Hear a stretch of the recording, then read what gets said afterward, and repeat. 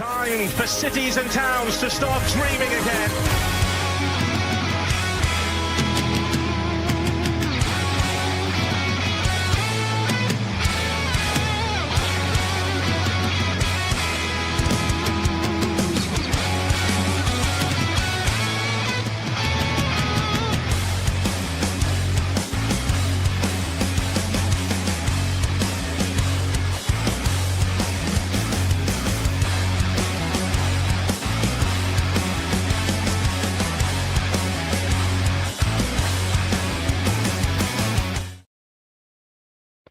Hello there, everyone. After a really good last season, we're looking forward to the new championship season here on the Bants and Boots podcast, formerly known as the Total Leave It All Football Podcast. We've got loads to discuss this season about this evening tonight with everything. Talk about the relegated clubs that's joining fighting for promotion, also the teams that come up from League One. We'll look at our key players that we can watch as well, and our transfer signings, and then we're going to do our predictions as well too. And joining us, I'm going to kill him for this one because I have to give a clap. Who joined on the same account where he's supposed to join his own account is good evening to Stefan. Stefan, you blooming idiot. Oh, Carl, everybody, how we doing? We're not too bad, unless all the issues we had with all our mic with the technical issues. It's good to be back, isn't it? Well, it is. Hopefully, there's not going to be no fuck ups as well too. Yeah, exactly right.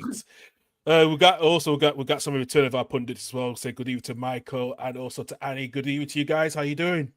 Hello there. I had to start with that. Come on. But I'm all right. Long time no see. I've missed doing these, so let's get back to another regularly talking about the championship. Can't wait. Yeah. Absolutely. Annie, good to see you. You've had a good summer break from uni? Yeah, somewhat. Been relaxing and chill, and nice break. Absolutely. Can I just say, Carl, apart from England not bringing it home again? Yeah. Oh, God. Well, actually, no, the bronze medal. Sorry, the bronze medals came home. There you go. That's something. Sorry, Stefan. Sorry, Stefan. Who did Scotland play in the round of 32? Yeah. All the round of 16, all the quarterfinals, all the semi-finals, all the third place playoff, all the final. Don't care. It just didn't come home. My mantra after that was APE. Well, do you know what? I've got some news for you because we got two other Scotsmen who have joined us as well.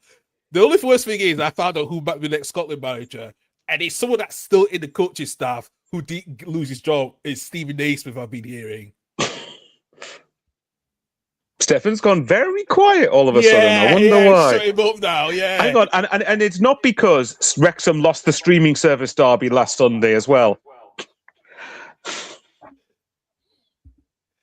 Where's your voice, Stefan? Got him voice, and he lost it. It's going to be a long season. Oh, God. Oh, God. What are we going to be like at the end of the night when it's already been chaos trying to get this stream bloody started, and then we're already starting to laugh our heads off, and it's not even 5 minutes in yet? Fuck yeah, I know. Yeah. Oh, God. Well, listen, we've got some guests that join us tonight. Before we bring them on, let's introduce our new pundit that's going to join us for the season. After being an absent way last season from the championship, they got promoted back from League One straight away. It's good evening to Nathan. Nathan, good evening to you. Welcome. Yes, he's back. Joining us. I'm back. To be fair, it's a miracle. We signed a competent manager. Tang woke up on the right side of the bed every single day for a whole year. We're back. And then you're not playing in the useless EFL trophy next season. Yeah, God, that still gives me PTSD losing 5-1 against. We won the thing. We won it when it was the Pizza Cup. Whatever it was at the time. I don't know. It's had more names than cooked dinners, but great to be back. Nathan, I'll just say, cheers to you not being in League One for 4 fucking years. I know. Absolutely. We did it first time, happy days, but great to be back apart from that. Absolutely as well. And let's get the last two panelists who hopefully join us during much of the season as well. Let's say good evening to Doug. Doug, good evening to you. Good evening. Good to be on here. Obviously going to be very, very neutral for this. So but no, thank you very much for having me. It's a pleasure to be on the first show of the season, and Yeah, I'm looking forward to the championship because obviously we've got Carnage game next Monday, Cardiff and Wrexham. Come on. And and obviously on the Friday we've also got Wolves Blackburn. So yeah, ex Premier League, and then obviously we've got the Welsh derby. So cannot wait, my friend, cannot wait. Thank you very much for having me, as always. You're welcome. And the final guest who actually claimed we were going to criticize him for getting the one prediction wrong last season when he thought Derby was going to go down. And you know what? He should know his championship bet, but he doesn't. But he's going to say good evening to Reese. Reese, good evening. That's why you're on the bottom of the screen tonight. So Tastes like a Ford scarf.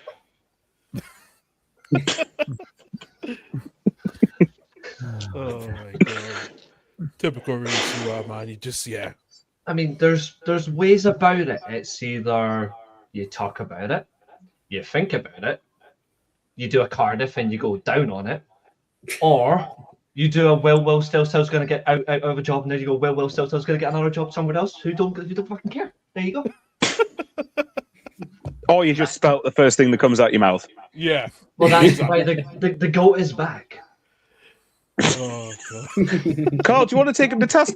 Wild prediction that he got so very right last season that we've I'm allowed not to. not rubbed in his face constantly already. Yeah. I'm allowed to get it wrong. I'm not a championship fan, therefore. Let me just. Well, why are you doing this then? Yeah, exactly. Entertainment is bliss. Entertainment, right, guys, right. So, yeah, Annie, Carl, Doug, Michael. I think Derby's going to go down to League One. I've got them in 22nd or whatever it was, and we all said nope, absolutely not. Oh yeah, Derby finished 8th. No, Reece, you totally got it right. Just 14 places out, mate. Well done. I absolutely got wrong, and I can hold my Although hand to be up fair, cool. I will defend him on this. Most of us probably had Leicester in the playoffs. Awkward. So Well, never mind. I did I have had them just Leicester- outside. I did have Leicester in the Exactly. playoffs, actually. I got them missing out last season.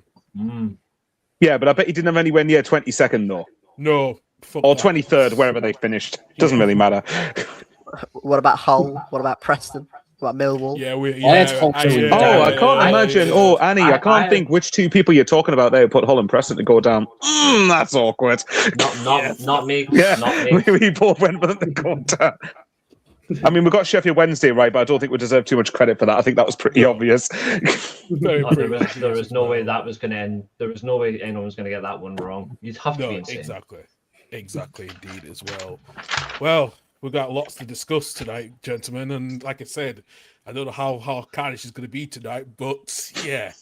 But before we do that, please, for everyone who's new to the show, please subscribe and hit the subscribe button on the Bants and Boots podcast as well, because we have changed our name. We've decided to rebrand it as well. We're still the same pundits. We still do the same shows as well, along with the Saturday show. We also have the SPFL roundup as well. And also this season we'll do the European roundup of all the European leagues across La Liga, Bundesliga, Serie A, and League One as well too. So hit that like, subscribe button across all of our channels as well. If you do miss this will be on the podcast platform services straight after the show as well too. So hit that like and subscribe button and get up for more upcoming content as well. So, gentlemen, we've had a long summer, especially after the World Cup. We are close to a new season in the championship.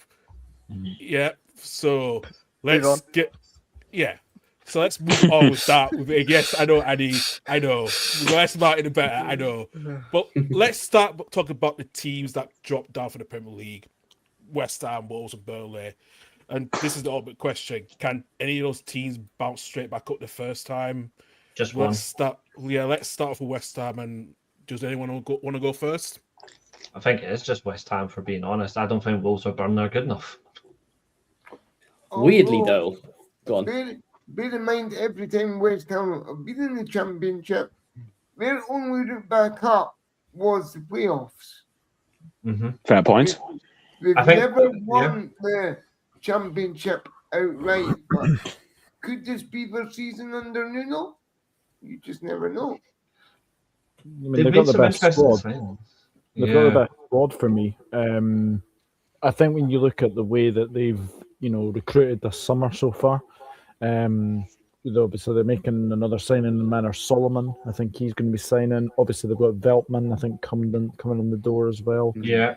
They've still kept Jared Bowen.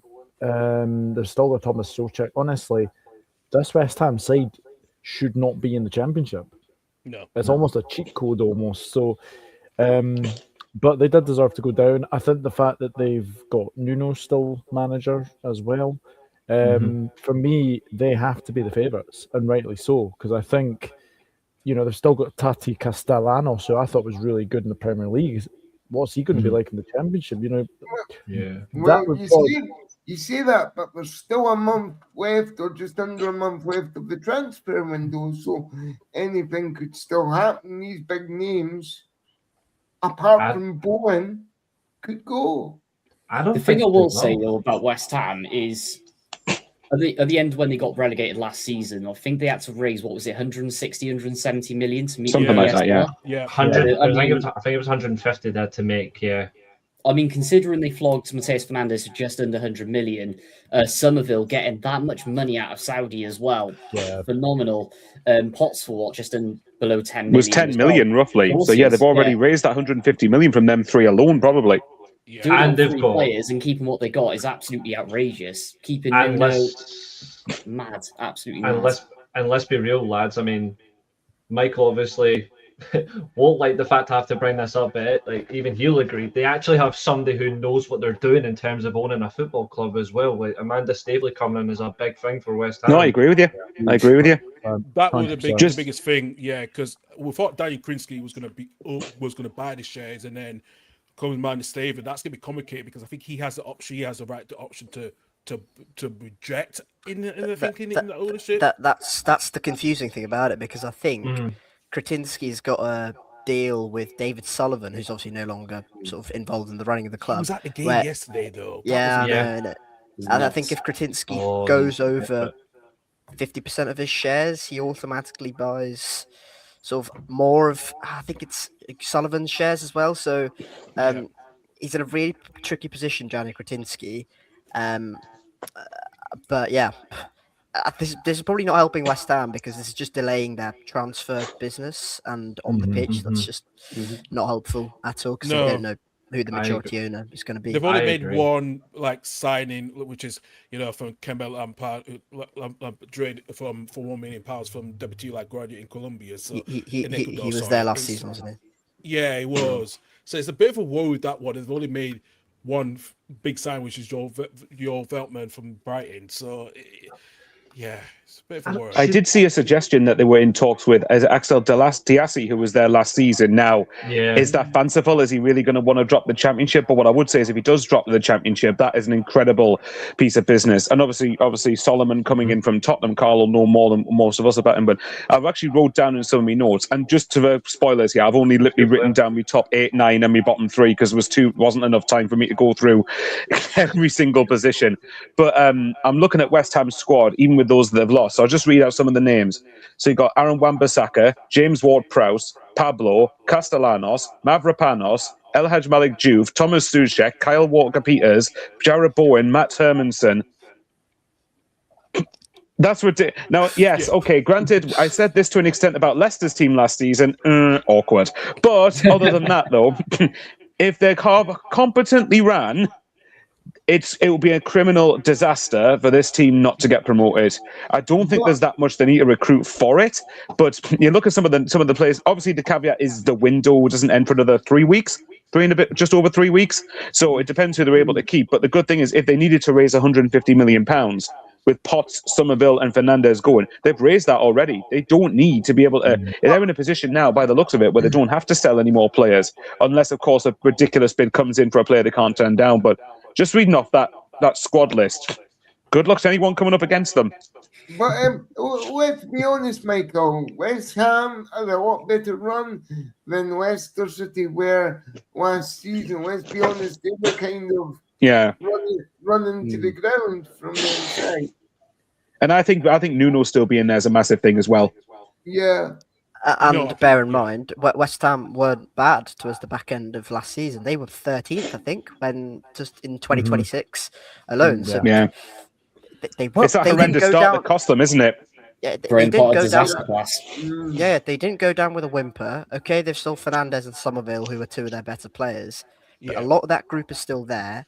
they're just gonna go again. I don't think they're gonna add like 10 new players into that squad. I think it's gonna be little by little. It's gonna add it's so gradual. Keeping Nuno there is, I think, massive. Obviously, Jared Bowen staying is just like a cheat code automatically. That's ridiculous. It's probably going to get you 20 goals, 20 assists like that. That guy's just should not be in this division. The continuity is a massive thing, though, isn't it? Yeah. Agreed. Yeah, the continuity is there, and that's why they're already automatically above a Wolves and a Burnley who've had to change manager. And plus, Nuno knows the Championship because in his first season in the Championship with Wolves, he only went and got them promoted and won the bloody league. So Nuno knows the Championship. That's true. The only thing that I'm really worried about West Ham is the only team I can think of, like massive club, going straight back up and sort of walking the lead was Newcastle. But when they come down, it's going to be everyone's cup final. Yeah. Everyone's going to think, right, London Stadium, this is our Wembley. This is us basically playing equivalent of Barcelona. We're going to go boss it. We've seen it many times before with Villa coming down. Leeds, we've had it before as well. Us going down to League One, you guys, Sunderland, both Championship and League One, no offence, Michael. It's everyone's cup final. They go there to win and just put everything behind it. I think a lot of that's going to happen to West Ham this season, and a lot of banana skins are going to come up for them. That's my concern. The best teams will find a way to deal with that, though, won't they? Yeah. I'm going to make a bold prediction. So if you are a West Ham watching this, I'm not apologising. Even if West Ham win the Championship and they don't win it by, say, 103 points, it's a failure. Yeah. Like for me, they don't finish 103 points ahead of the team in second. That's mathematically impossible. No, what I mean is if they don't finish on 103 and above, it's a failure. As long as they get promoted, I don't think they give a shit, frankly.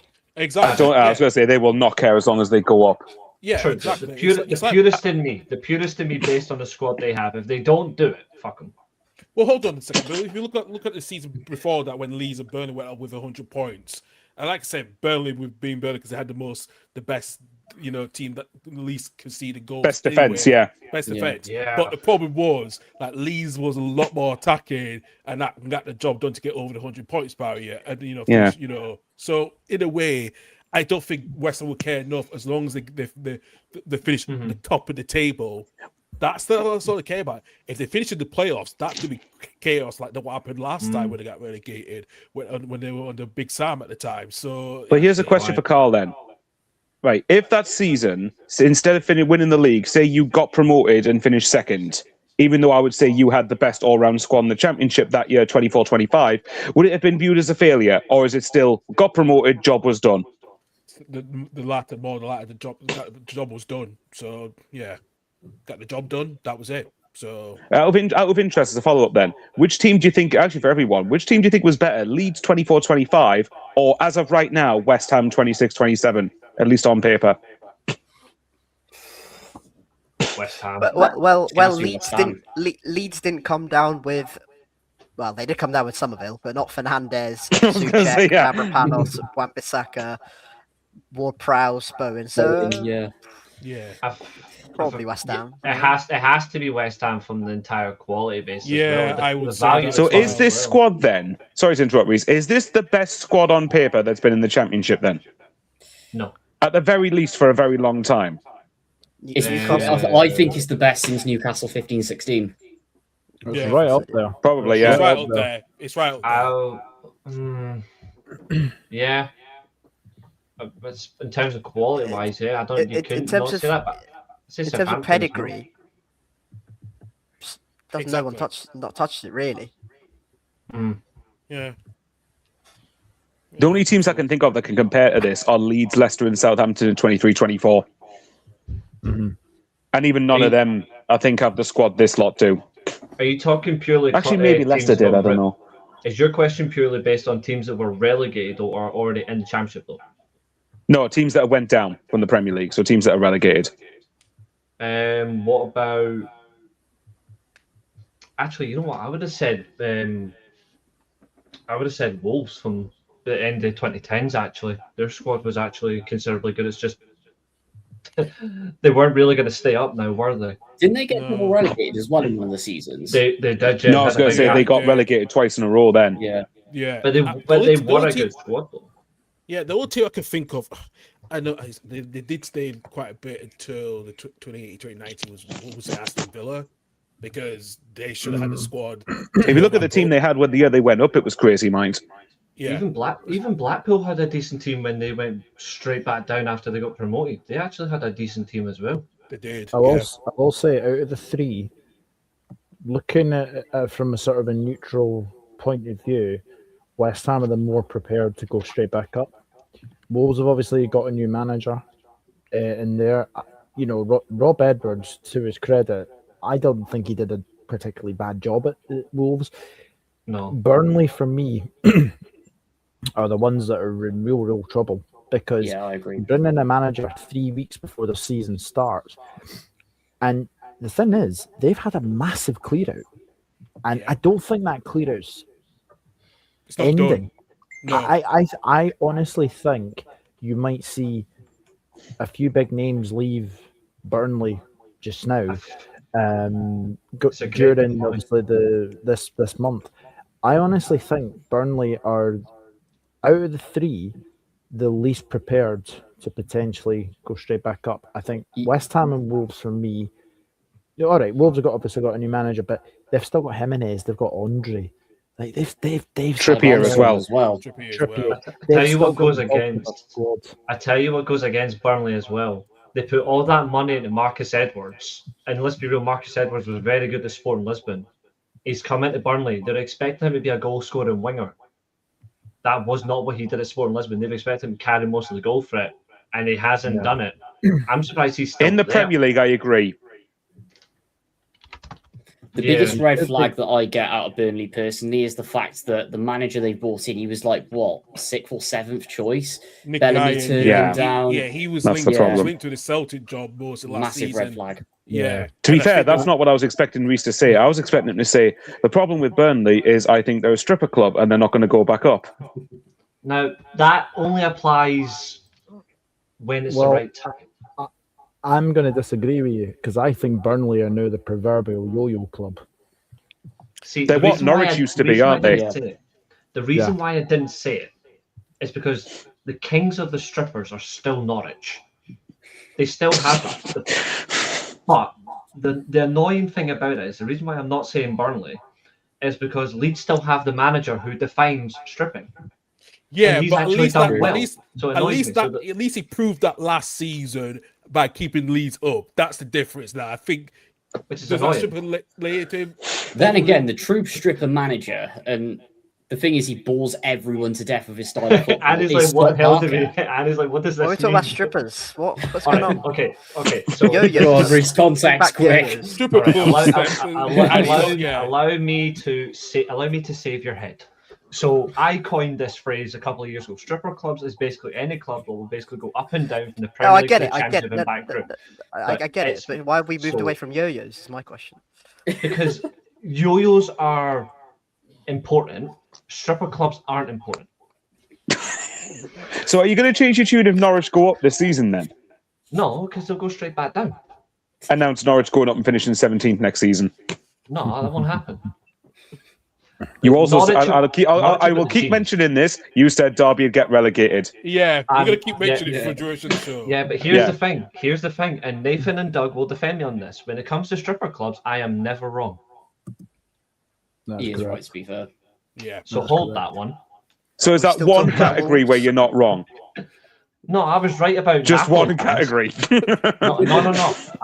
I still own Napoli, and they are still hating me for it. Oh, Napoli. What was this on 20 FC on what was it, Football Manager 2026 or something? No. It was January 2024. Also Football Manager 2023-24. No, this was real life. It was on. It was a random podcast. It was just a random podcast. Myself, Nathan, Doug were on it, and my exact words were: Napoli are going to absolutely batter Serie A, and then their manager is going to quit. Napoli fans saw that, and they still hate me for it.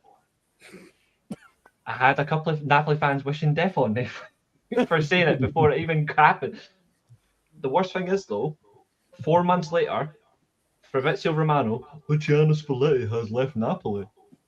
And I'm like, I don't need to be Romano clouting off football clubs to say I was right. And Napoli fans hate me for it. I Okay, thought we were well, talking about Wolves. That's just funny. Okay, I'll tell you what then, right. But back to Doug's point, yes, I do think Wolves, not Wolves. See, there you go. I need to put that in my head now. Burnley are now starting to replace what Norwich used to be as the sort of yo-yo club that isn't good enough for the. Annie Love is setting me off here.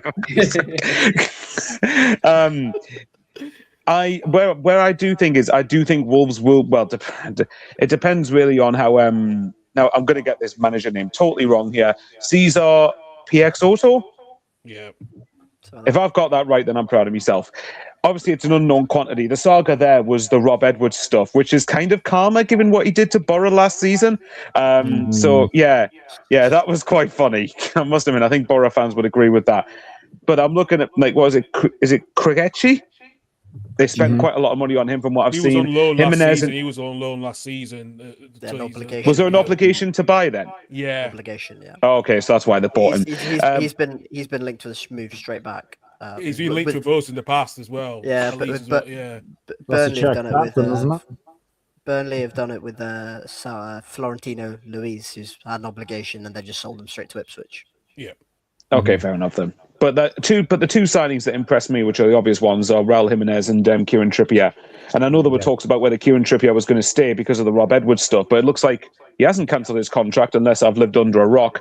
If he hasn't, then that's two very superb signings on a free transfer. But like we've said, I think Mane's still there, isn't he? I'm pretty sure that he hasn't left yet. Adam Armstrong, which obviously is a big one.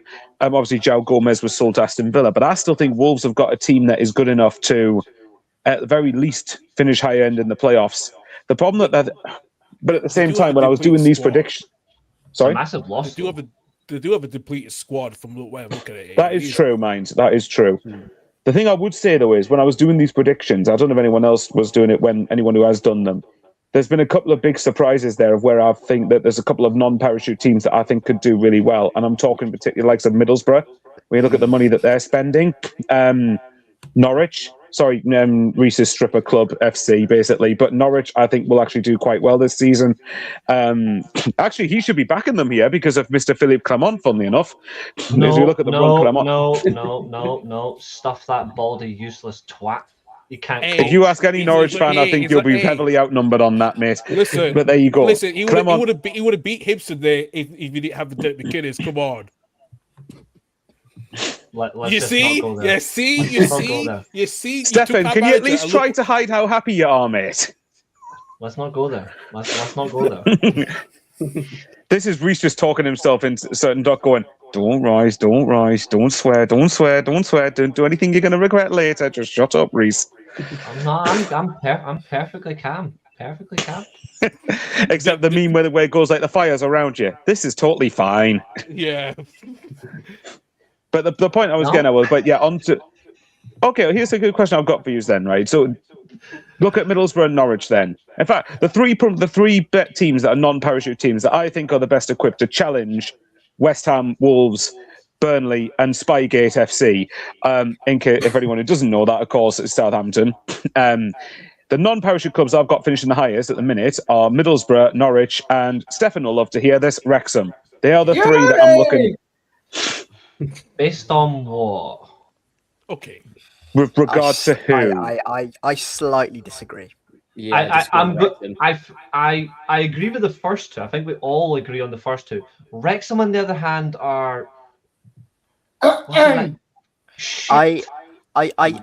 think with Wrexham, if we're moving the conversation onto them, is there's a lot of traffic ahead of them. They've not really done much in the transfer window. I like Ben Whiteman, I like Danny Imre, I do. But I think there are other teams I've got above them where I'm looking at the transfer business and going, that's good, or they've got something really good going for them. And I think that Wrexham, with the fact they hit. To be above clear, them Annie, last sorry to season. interrupt. I don't mean for top 2. I mean for playoffs. Oh no, I get you, Michael. But in terms of non-parachute teams competing with a Wolves, a West Ham, or whatever, I think I've got Wrexham pretty high on the pack, but maybe just not quite as high up as a Middlesbrough or Norwich. The thing is though, last year they brought in a lot of new players. Last season. I just think this season the team basically knows how to play now. They will basically gel a lot quicker as well. And I just think they are very, very prepared to, finally get on those players. They only missed out by goal difference basically last season. Yeah. My only concern is, and it continues to be with Wrexham, Phil Parkinson. Correct. That's the one thing that does concern me. I have a feeling if it goes wrong this season, I think Wrexham make a change. Because I think those owners are definitely want Premier League football. I'd go one step ahead of that. I reckon they'll sack him this season.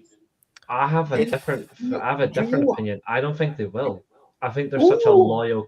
The reason why I don't is I think Wrexham don't want to be that. I think they're too much on loyalty. I don't think they want to be that type of. Because it's part of that brand, isn't it? It's that brand. They want to be. They want it to be in unity and stand by each other and all that. And I just don't think. I think the only way he loses Fox. Reece, I get that totally, pal. But I did say last season if things went belly up, it was time for a change. And at which club though? Wrexham. No Hibs. No. I'm only kidding. Although there still could be time for a change, but that's for a different show. But Wrexham are a question, I agree with Nathan and Doug that if things go belly up this season, and yes, you can count it as pre-season, the first round of the EFL Cup, whatever.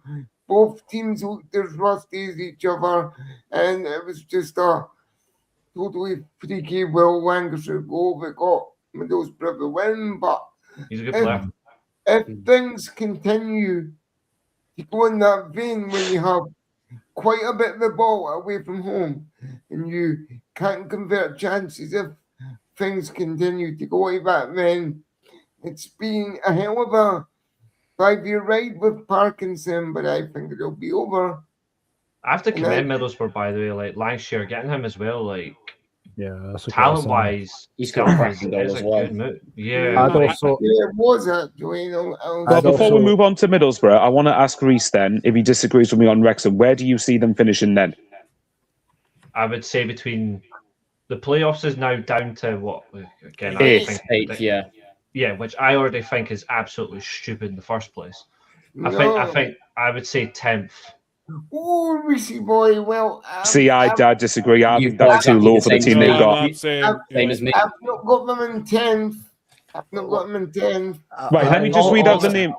Let me just read out the names they've got here, and tell me after hearing all these why this Wrexham team should not be at least competing for the lower end of the playoffs. So obviously Imre and Whiteman they've signed, Kiefer Moore, Nathan Broadband, if you know the joke, you know. Callum Doyle, Josh Windass, Ben Sheaf, George Dobson, Ollie Rathbone, Lewis O'Brien, Ryan Hardy. Well, Arthur Okonkwo as well. For me, that is a team there is the core there that should be challenging for the top 6, and I think if they don't, then I think that's disappointing. Well, I agree with that. But there's 3 of them. Hold on, let me 2 seconds on this one, Stefan. I agree, they should be challenging, but you've already named 3 disappointments. One of them is Kiefer Moore. Cartles. The other one is Broadband because he won't be connected, and the other one because I actually know him is Ryan Hardy. I actually know him, and he's a cunt. Out of those 3 you mentioned, Reece, let's be honest, who scored last season? Kiefer Moore scored goals. Broadband scored goals. Ryan Hardy never got a game because he was rubbish, let's be honest. The thing I will say about Kiefer Moore, though, I genuinely think he's hit his ceiling. He's pretty much a mid-table championship striker for me. He gets goals when he needs them. But, look at, exactly, A's 31 or in that region. And B, look what happens. Look at what happened with Bournemouth. Not taken into the Premier League. Sheffield United look at what's happened there. Over to Wrexham, average. That's Michael. Remember the pass that he gave to you guys, and he gave you the winner. I'm trying hard not to mention that. I don't know what you're talking about, mate. No, but I would say if you look at his record last season, from what I can see, is 11 goals in 39 games. I don't think that's shit by any stretch of the imagination. That is better than 1 goal in every 4 games. Funny that. And by the way, and if you want to look at an individual game, he scored a hat-trick against the runaway championship winners in the end. I think I disagree. I think Kiefer Moore's still got enough about him at championship level myself. I think the problem is what you've just said, though. Like, that key statistic is really important. 1 goal in every 4 games. Yeah. The amount of games you have to win the championship, that needs to be 1 and 2. Like, it's not going to happen, but he needs to be a 1 and 2 striker if they actually want to. Not necessarily. Not necessarily. There's not always a lot of 20-plus goal strikers these days. No, bearing in mind as well, he scored over 20 for us when our team was absolutely diabolical. Oh, I agree. But the reason why I'm saying he needs to be that is because I look at Wrexham in general, they are going to be so reliant on defensive numbers to an extent. They're going to have somebody who will score a shitload of goals. He will have to be 20-25. Shout out to Paul Heckenbottom, by the way, for calling out Whiteman. Basically Preston's captain for basically I gotta hear this. eyeing up a move. I thought that was fantastic because you shouldn't do that. You should not do that. If you are baying for the move, you are the Preston captain. You are baying for the move.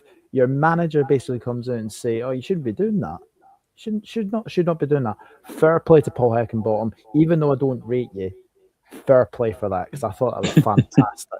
I love how you that'll said be that, the single good thing he does this season, Paul Heckenbottom, before he gets sacked. I just love the fact that the Doug went, I don't rate him, but fair play to him. So, Reese, let's be honest here. Where are you putting Wrexham this season? Because I'll tell you where I've got them. To be fair, he did say around about 10th, I think. I'm not giving away my.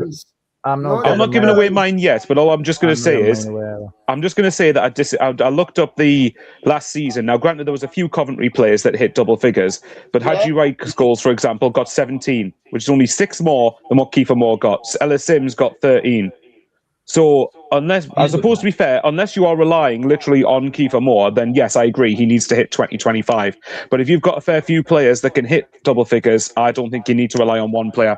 Yeah, and it's better if you don't rely on one player. Because they've got a Kiefer Moore, they've got Sam Smith, they've got Nathan Broadhead, they've got Ollie Rathbone, Josh Windass as well. Josh Windass always scored goals that season. Yeah. That's all of them are capable of double figures, in my opinion. And they'll probably sign someone in that forward region. They always do. The only thing for me that stops me putting Wrexham higher is Phil Parkinson. And that's it. But I think they'll make the playoffs. He's the only player in that team I actually rate. Best keeper in the championship for me. Oh, hands down. That's what annoys me even more.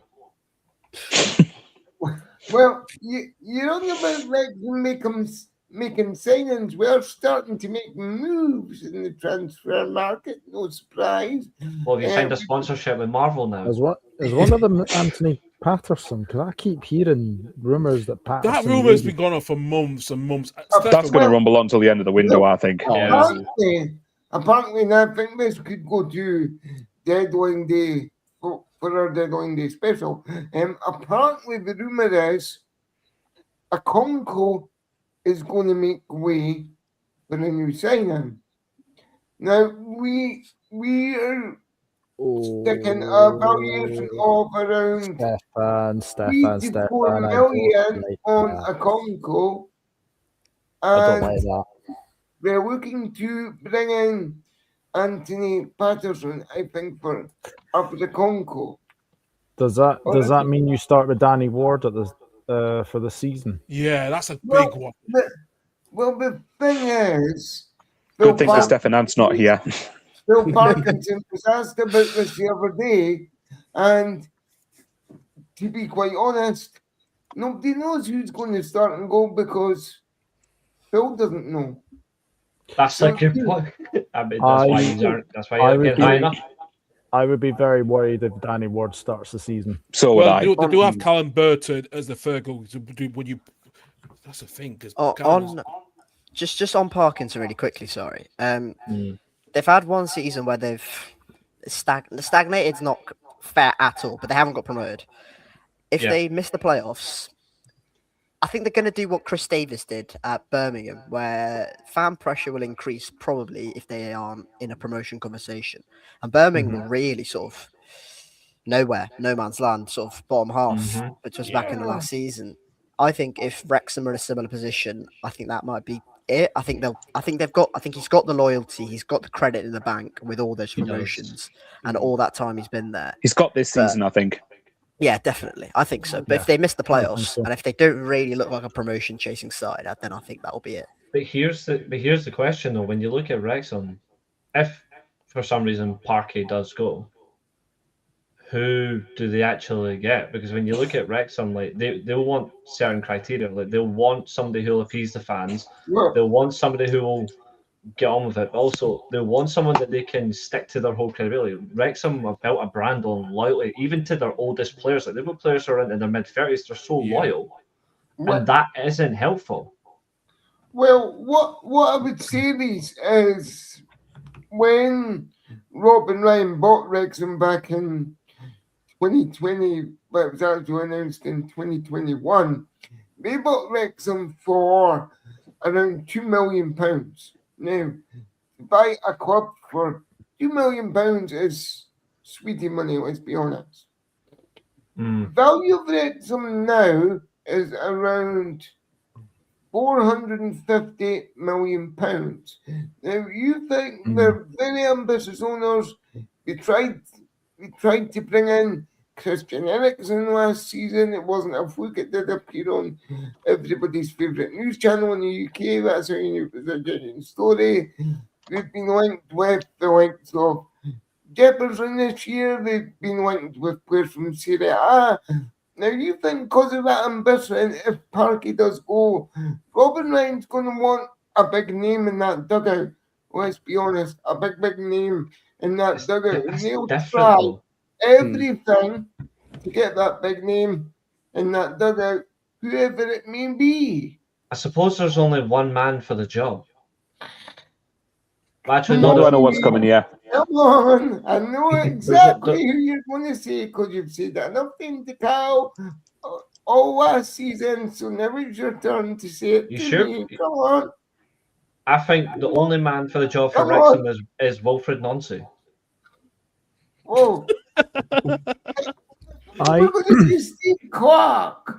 That's reserved for Carl. I'm actually going to say this. I wonder if they go down the... basically, they get rid of Parky. I wonder if they maybe look for sort of a countryman as a manager, potentially.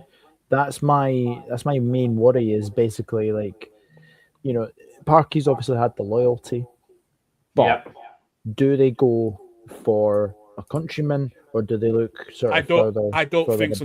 Not under with Sean Harvey. Sean Harvey knows, especially being he's part of that board, he's not going to go for countryman. It's going to fail rapidly, and he knows that. And I think deep down, and of course they've got Newcastle's Steve Nixon joining joining this season as well. So the recruitment, that's a really good appointment. He was linked with all sorts of championship clubs, wasn't he? West Ham and Birmingham as well. So that's a real coup.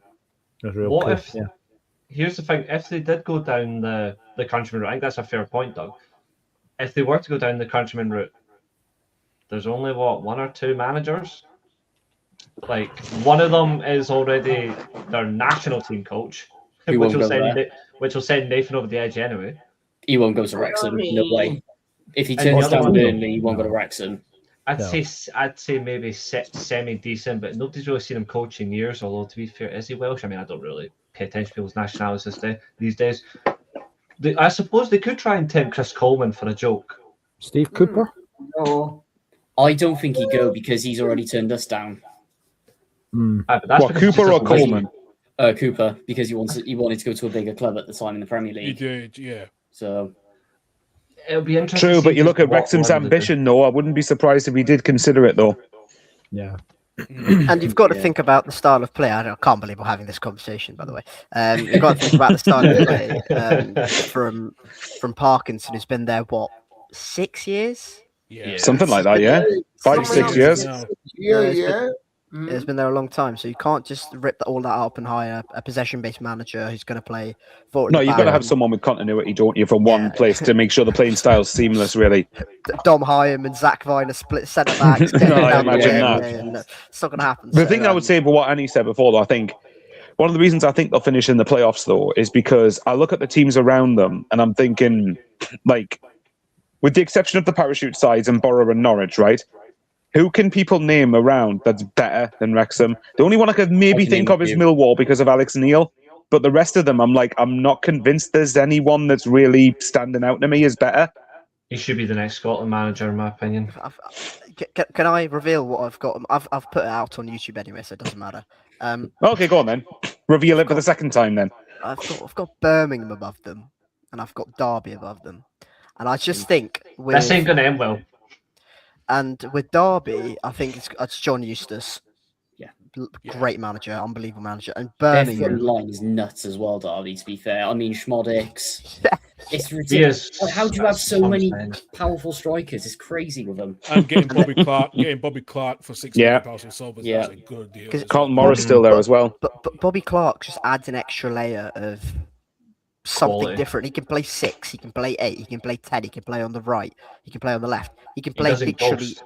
He can play literally anywhere, and he allows a Lewis Travis to play a little bit deeper to tuck into that back three if needed. Because if you play a Travis and an Oscar Fraulo, you can't really do that because they're quite similar. If you play a Agreed. Travis and a Clark, you allow more of a attacking minded setup. So I love the signing of Bobby Clark. Sammy Smodic is just known quantity to John Eustace. They're probably going to sign another striker with Aguimang's injury and whatnot. And also getting Charlie Taylor from Southampton the free is a really good deal with his experience as well, actually, and that back four as well, so which is a good deal. They've done, like I said, Smodic's option to buy as well if they're promoted. Yeah. Yeah. I mean, I'll maybe at least agree playing on for a better Derby. club. Yeah, I agree. Just from Derby. Smodic in the sense of it, he's playing for a better club at least, because I don't know how he stayed at Blackburn for so long. He deserves so much better than that lot. with Birmingham, Michael, I know you're going to chip in on them for a second. I think with the fact they've kept Chris Davis, which I didn't expect them to do over the summer, to be honest. It was they've 50-50, wasn't it, Annie? Because we Yeah. talked about his future in the last season, didn't we? So If it was Yeah. 50-50, he needs to start well then, doesn't he? I think the fact they made so many signings in the last summer and in the winter, and they've just pretty much gone, you know what, go with it, just try and get the best out of it. I think the addition of Dale Fry is obviously a fantastic one. Just I agree with that one. I'm bringing back championship James know-how. Bedo, Yeah. getting for Yeah. another season on loan. You know what? I don't totally mind that one. I know people don't rate him highly, but that continuity's there. That style of play is there. He's been there a year. Just chuck him and go with it again. I think Birmingham will actually live up to some of the quality they have in their squad. We saw it in flashes.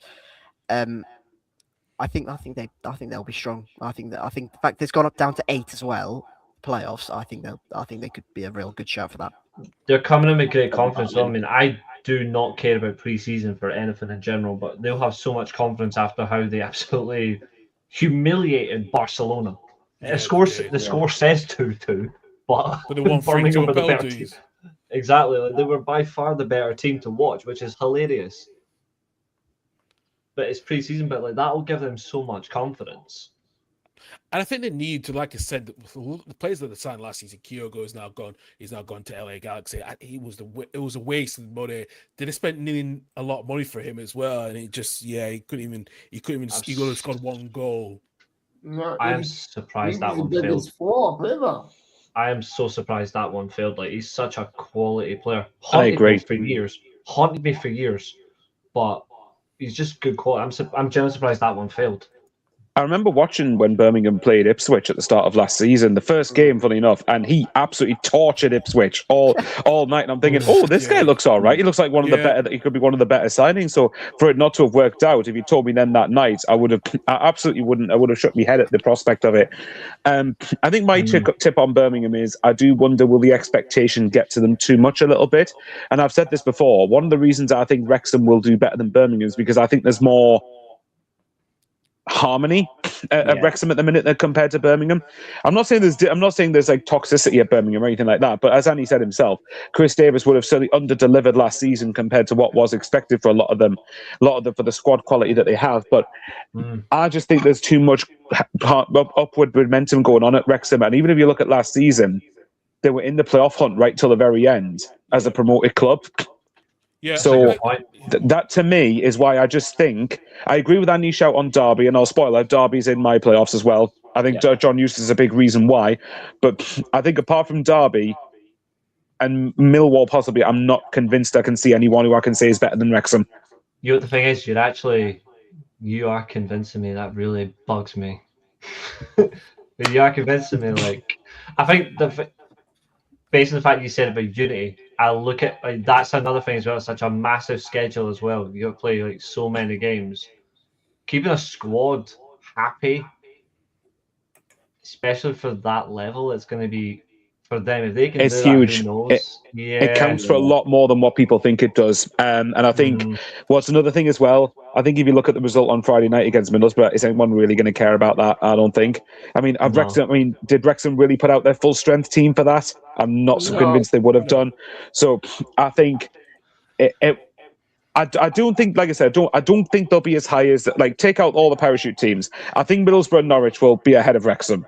I think both of them will absolutely. I think Wrexham. I'll say it now. Wrexham for me, I've put 7th.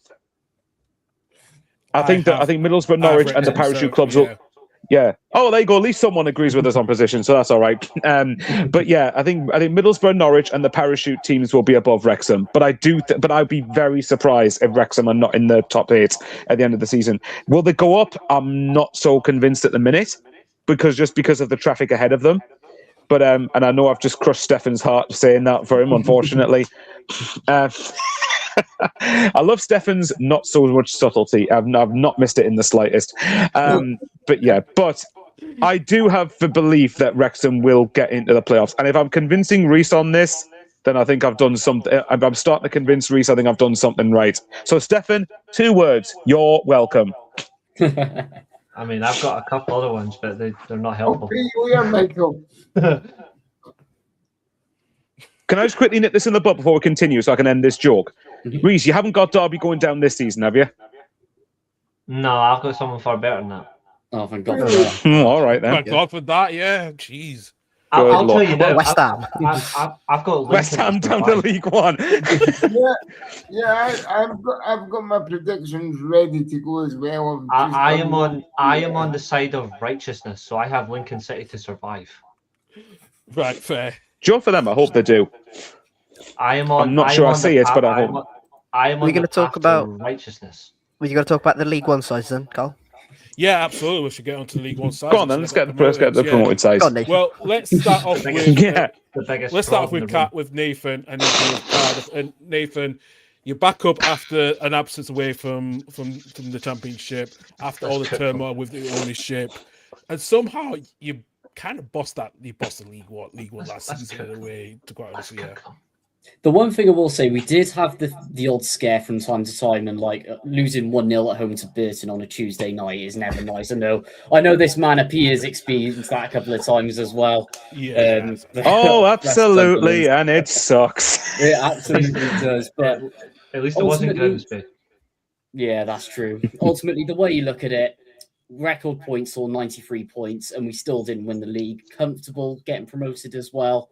I mean, only Lincoln above us, who were just absolutely ridiculous second half of the season. So I'll take every bit of it. We've kept a manager for a whole season. Vincent's hand got the right side of the bed every day. So, yeah, as far as I'm concerned, it's a success. And, I mean, if we keep this model moving forward, then we could have good things to come. Yeah, absolutely. Reese is right. What do you say expectation? Because with your own visitors still there, I know there was talks last season. Was he going to go? Was he sell? But what's the situation now for this season? What the expectations for Cardiff this season? So a lot of it is just to stay in the league, but considering some of the teams we beat last season, in particular the cup competitions, and also the value and what we have with the young players as well, for me, it's either a playoff push or mid-table push for me. Like, I know I'm going to spoil it now. In my predictions, I've actually got us in playoffs. I know a lot of people may think that's mental with the lack of transfer activity that we've done, but we've got this new model. Ultimately, it works for us before. We always do our business last minute because at the end of the day, let's try and bed in these young players. If they're good enough, they're in the side, then we'll get sort of squad players in. If we need something desperately, then we'll spend a few quid to get it. All of this, the transfer policy's completely changed, so we're no longer wasting money on stupidity like Gary Medine and any just like Rocco Simic, where he's now playing in the under-21s, which not even joking. We're driving to the game. They had the under-21s on the athletics pitch. You had Rocco Simic and also Keon Atete there, valued at 4 million each. That's insane, that though, because I'm pretty sure that when you got him, we were linked with him at the time when we just sold Jack Clark, and I can't quite believe that. Can't quite believe how that's happened. But at the end Well, of the that's day, an 88. Do you mind if I ask you something then? Do you reckon that you guys will wait to the end of the window to do your business? Because this is when, and I hate using this phrase here, but it is a food chain thing. Yeah. It's when the Premier League clubs have got their squad sorted that the squad players for Prem clubs that will suddenly become available can transform Championship sides. Is that the calibre of player you could see Cardiff going for at the end of the window? I mean, we did it last season. So first game of the year, we had who was it? Matt Turner, never had played a professional game in his life. Dylan Lawler, 1 appearance. And just loads of these youngsters coming through. Joel Colwell, who's never played in the Championship. He's only ever played in League 1 and 2. Jeez. Did that in the Preston game, turned him over 2-1, and we were the better team for the whole of it. We bring Nathan Trott in, who was in the Champions League the season prior. Now he signed him for $1 million. We also got Amari Kellyman on loan from Chelsea. He was one of the best players for us last season as well. So I think the same is going to happen. I mean, we were chasing Hetro Dahl. I think the max we put in was 8 million. He ended up into 10 million to Hull. Priced at Rangers very quick as well, which I can tell you exactly how much you put in because I'm sick of the fraudulence as your football club. So I can tell you exactly what your final offer was. Your final offer was 8.3 million. Which, if you told me that 2 seasons ago under Vincent Tan and put us in managed decline, I'd think you're clinically insane. Even though I've been right about your club's finances for how many years? Forever, mate. Ever since I've known you. Nathan, all you've got to do is look at Reese's background and say, this is the way, though. Exactly. But I mean, to be fair, I can see 4 signings coming in for Cardiff by the end of the window. I can see 4 coming in. Yeah, that's what I feel as well, to be honest. Can I ask Nathan a question quickly? Nathan, do you think this is because I compare you guys to Bolton, and I think Bolton are basically just going to rep up their squad and start again. Yeah. But whereas I think Cardiff are just going to go with, you mentioned a Lawler, a Colwell, a Nathan Trott, and just go with that. And instead of signing 5 or 6 players for a few million each, you sign 2 or 3 for 4, 5, 6 million each. Because realistically, that's all we need. I know Lawler's out injured at the moment, but he's been linked with Bayern Munich, West Ham. So a lot of these players, there's a lot of value weighing behind them. And for me, they're just going to get better and better. Bearing in mind, Swindon the other day, we had a 15-year-old on the bench.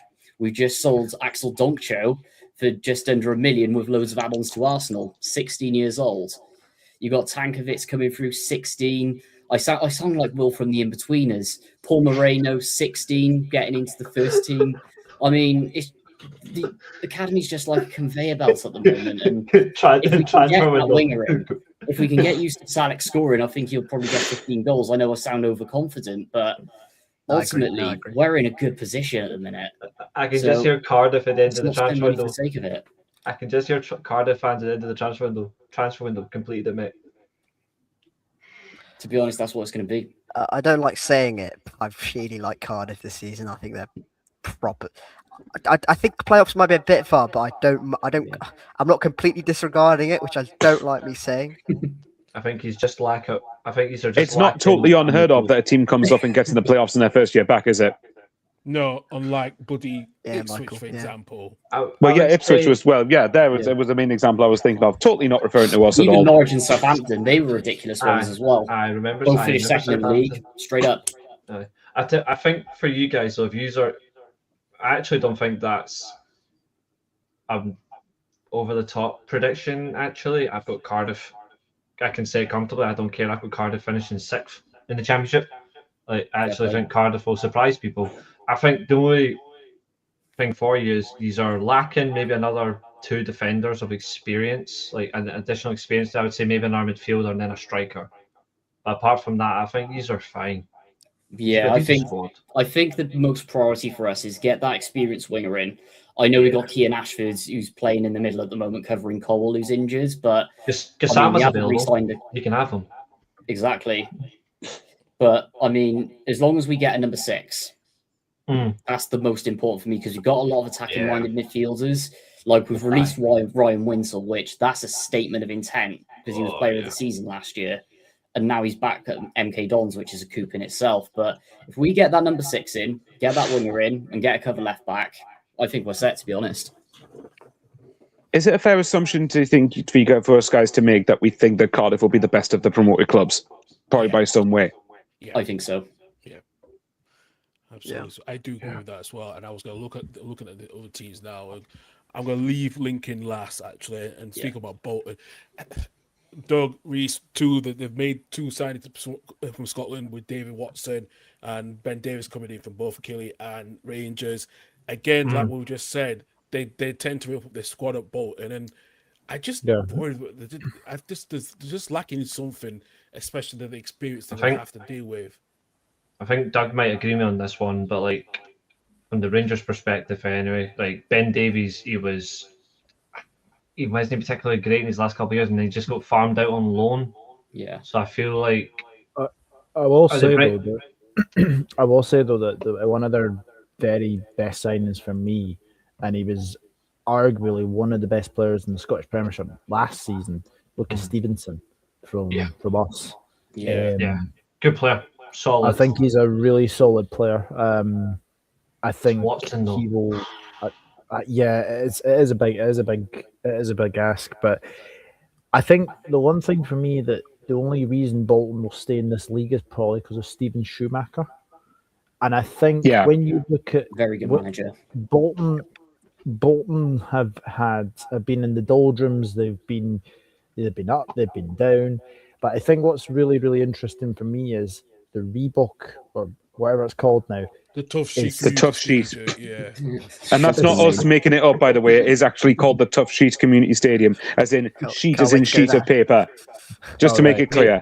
I mean, I respect that. Like in terms of stadium, of course you do. I think that the manager will get them through, and also the fans will get them through, because I don't think going to the Reebok is going to be a very easy place to go to this season. Have you seen their first game, Doug? Preston at home. I think with Bolton, pretty much straight after the playoff final, Steven Schumacher was already talking about needing a lot of signings in the summer to go and improve the squad, and I don't think he was being unreasonable either. Bolton have done a little bit, but they probably still need 5, maybe even 6 more signings to fully pep that squad up. I like some of the signings they've made so far. Akin Famwo is a good signing. That guy is a left-footed centre back, can play left back as well, so he can fill in a couple of positions. Championship ready as well. So I don't mind the business so far. They need more though. It needs to be high volume because they let go of a lot of experienced players. George Johnston was their captain last season, wasn't he? Yeah. So they need more, Bolton, if they're to bring it a chance. But I agree with what I think it's Doug who said about Steven Schumacher. If Bolton are going to stay up, Steven Schumacher is going to be the mastermind behind it, because I agree with that. He had Plymouth in such good position when he left for Stoke. Then he had the Stoke curse, and then tactically did his way through the playoffs. That Bradford second leg was outstanding. So it'll be Steven Schumacher who will be the big reason if Bolton stay up. Can I add something to that though? Sorry, Annie, I'll just add as well that when he left Stoke, a number of their fans were disappointed about him leaving, by the way. Yeah, that I was remember weird, seeing a reaction the reaction from Stoke fans, which, considering the dross they've put up with, I think says quite a bit that Steven Schumacher was actually doing better than what was probably expected. So I think for Bolton to get him in League One was a coup, and I agree with you. I think if they stay up, it's going to be he'll be a huge reason. Anyone want to guess who Stoke replaced Steven Schumacher with? Anyone remember his name? Oh, I remember, but he was terrible. I'm trying to remember what it was. Oh God, yeah. Narcis Pelach. Oh yeah. Do you know what? Wasn't his last game when they lost at home to Leeds just after Christmas? I'm pretty sure it was. He lasted was. until I think the end of the year, and then they sacked him Yeah, Sounds about right. when they It were is pretty much right, on the verge so- of getting relegated. yeah. I will say though, what impresses me about Bolton though, like the Watson signing really does impress me. Like in the middle of the park as well, he's a really good midfielder. That's an impressive sign. Like, I did not expect that as well. I don't know whether considering I don't know whether play Stevenson, but he was arguably like sort of a left wing back for Dundee United, and obviously But he has could family play think of as a it the either, left same he could role. play midfielder. right as well, so he could play either side and the defense midfielder as well, can't he? Mhm. 'Cause he did play a lot of games last season, which I totally remember over the He- last 2 years. He did. He is very, very solid, and Yeah. Yeah. I think a lot was said when he went to Dundee United from Liverpool that people were saying, "Oh, he won't get much game time." I think he got towards, I think it was about 102 games for Dundee United. Yeah, That he is did. not a bad loan spell, to say the very, Yeah. very least. Yeah, he's, I think Bolton have lost Jordi Asaitu too as well, so he was yeah. their starting right back. So I think he'll slot into that position. To be fair, with what I've seen of Osei Tutu in the years, that's probably an upgrade getting rid of him. To be fair, Especially signed- he was at yours, he Championship. was at Cardiff, wasn't he? So, They- He was, yeah. He's not championship quality for me. They've signed, and I'm going to get this name horribly wrong, Gaisca Larrazabal from Casapia in Portugal, who looks He's dreadful. quite highly. He's dreadful. He looks quite highly rated, so he might be their starting. Not right by back, Reece, but- clearly. Yeah, I watched him last season, and he is dreadful. well, I'm looking. The at one thing I would made- say for Bolton that does concern me, because I'm not, if I'm honest at the minute, I've got them going down. And the reason I didn't originally, but I'm looking at all the other teams around them and of who I think could be around them, and I'm not sure they're going to be having enough to be stronger than them. But the biggest court they have is Steven Schumacher. That's the only thing for me that is a concern. And have they got... What was it, Yanni? You said you feel they need another pretty much 5 or 6 good signings to be able to try and make this... Steven Schumacher said that, not me. Oh, Steven Schumacher. Okay, right. Yeah. But if that's the case, have they got the financial power to do that? Unless they're going to be all on loan. Probably. They were quite financially gone home in League One, so I wouldn't be surprised if they Okay. went for it. Plus, as well, I've heard reports that they could be getting a consortium takeover as well. From, Yeah, I 'cause think it's like an American consortium. So I they really can have hope a that few I'm wrong bob on to this, spend. by the way, because I want Bolton for me are a club that absolutely belong at this level and do not belong anywhere near League One or League Two. So I really want to see 100%. them become a mainstay at the minute. But Yeah. obviously, again, the next 3 weeks go some way to deciding it. The teams that when I was looking at the teams who I thought could pretty much be in and around them, I was thinking, could Charlton have second season syndrome? But with Nathan Jones, I'm not so sure it's going to happen. I'm looking at who else is down, who could be likely to be down there. Well, okay, we're saying Blackburn, Cardiff just for argument's sake of being a promoted club, but I think Cardiff will be better than that by some way. You're looking at that's the problem then. Preston, they've got Paul Heckenbottom, Portsmouth. Obviously, have they still got John Mousinho, or has he he's left still them? He's still I thought he was still there. Still there. Stoke weren't going to be down there because they'll always be 16th. Watford will probably sack their manager 3 times in a season. So I'm looking at who can I see them finishing above. I find it harder to call the relegation. I find it harder to call the relegation slots this year than I did last year. Put it that way. I just think with the fact that they've obviously got Steven Schumacher and they've obviously got their fans behind them, I just think that 12th man at the Reebok. Sorry, I keep calling it a Reebok. No, it's fine. Go on. It's for oldies' sake. What could help them, nostalgia. actually, on Doug's point, though, what could help them is the fact that they haven't been in the Championship for a good few years. And I think that will be a cauldron of noise because of that.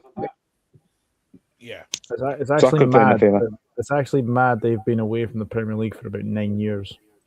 That's crazy. It's been longer than that. It's been like 14 years. It was 2012 they got relegated from the Premier League. Yeah. Well, it was 2012, I thought. Yeah. Yeah, so 14 years they've been out of the Prem. 14 years, yeah. They're a club that probably are, old school Premier League. And It look, was good. Yeah. obviously it would be lovely to see them back at some point, but that's probably not going to happen in the slightest. But I think Sorry, the way okay, that they're Yeah, I just think that the way they played last season, obviously, I watched that playoff final. They were excellent against Stockport. I think everyone kind of expected Stockport. Yeah, to they win. battered We them, all didn't they? did, yeah. We all expected Stockport, but bloody hell, appalling, yeah. But fair play to Stephen Schumacher, and also I like the fact that he's a Scouser, so I will be willing them on. Big Shocking. Actually, on that point, Stephen Schumacher loved a Plymouth loan. Was that Ryan Lowe? I think Ryan Lowe might have loved the Liverpool or Everton loan. I think, Yeah. Stephen Schumacher, the location and the geography might work in his favour if you want to Everton Great youngster, deals Liverpool from youngster. it's like, yeah, it does actually. Good Yeah. location, Good yeah. compared to Plymouth. Well, they got Lucas Stevenson yeah. from Liverpool, so yeah. Yeah. The big concern I also have in their squad, is the goalkeeping department. Jack Bonham's experienced and having a good goalkeeper down near the bottom is so underrated. It is so Yeah, it's vitally massive. important. Yeah. And having Jack Bonham in there, who second fiddle at Stoke, kind of I'm not convinced. And they've got quite a few goalkeepers. I wouldn't be surprised if they just ran with it. And I'd be a bit concerned if that was their starting goalkeeper and Jack Bonham. See, that's a great point, because this is another thing about clubs in that department. This is what really annoys about football. Every single football team now wants to play with ball out the back, and I'm like, can we just stop? It's so pathetic. And there's some clubs that don't suit it, and they're definitely not one of them. Like, I want them just to make effort of going long, being direct in the league, where use the effort and the physicality they've got, get the ball into the middle of the park. Like we see what we talk about the players have signed. Like David Watson's one of the best under pressure midfielders in Scotland. Yeah, he And was, now yeah. they'll benefit really well with him under pressure with the ball. But if I genuinely see Bolton playing out from the back, I will have them finishing bottom of the league. Because that is not how you want to do well in this. I division. don't think Schumacher will have them doing that. No, I hope no. not. I hope he doesn't. I think they'll be fast and get the ball down the line. And just Yeah, Well, Quite direct, I would imagine, which Yeah. isn't a bad thing, by the way. Play to your strengths, because that's the way you're going to stay up. No, being funny, we've seen what happened when the goalie played out from the back today in the Scottish Premier League game. It cost him a goal. Oh, was that the Killie Celtic game, wasn't it? Yeah. Yeah, So ex-Livy I'm goalkeeper Matt Striak. I'm baffled by goalies playing from the back as well. I hate it. It's I get it. The Spanish love it. Just let it just be a Spanish thing. They're the only ones that do it well. Everyone else, well, unless your name's Manuel Neuer in your prime, but like anyone else, they can't do it, and it's ridiculous, and it's become such a norm. And I'm like, let's just not do it. I like Blame Pep variety. Guardiola for that. Can I just say on Lincoln, Yeah. I am not a fan of cohabiting managers. No, and I was going to come on to that, Doug, especially. Never works. Yeah. They with have a Michael. cohabiting manager.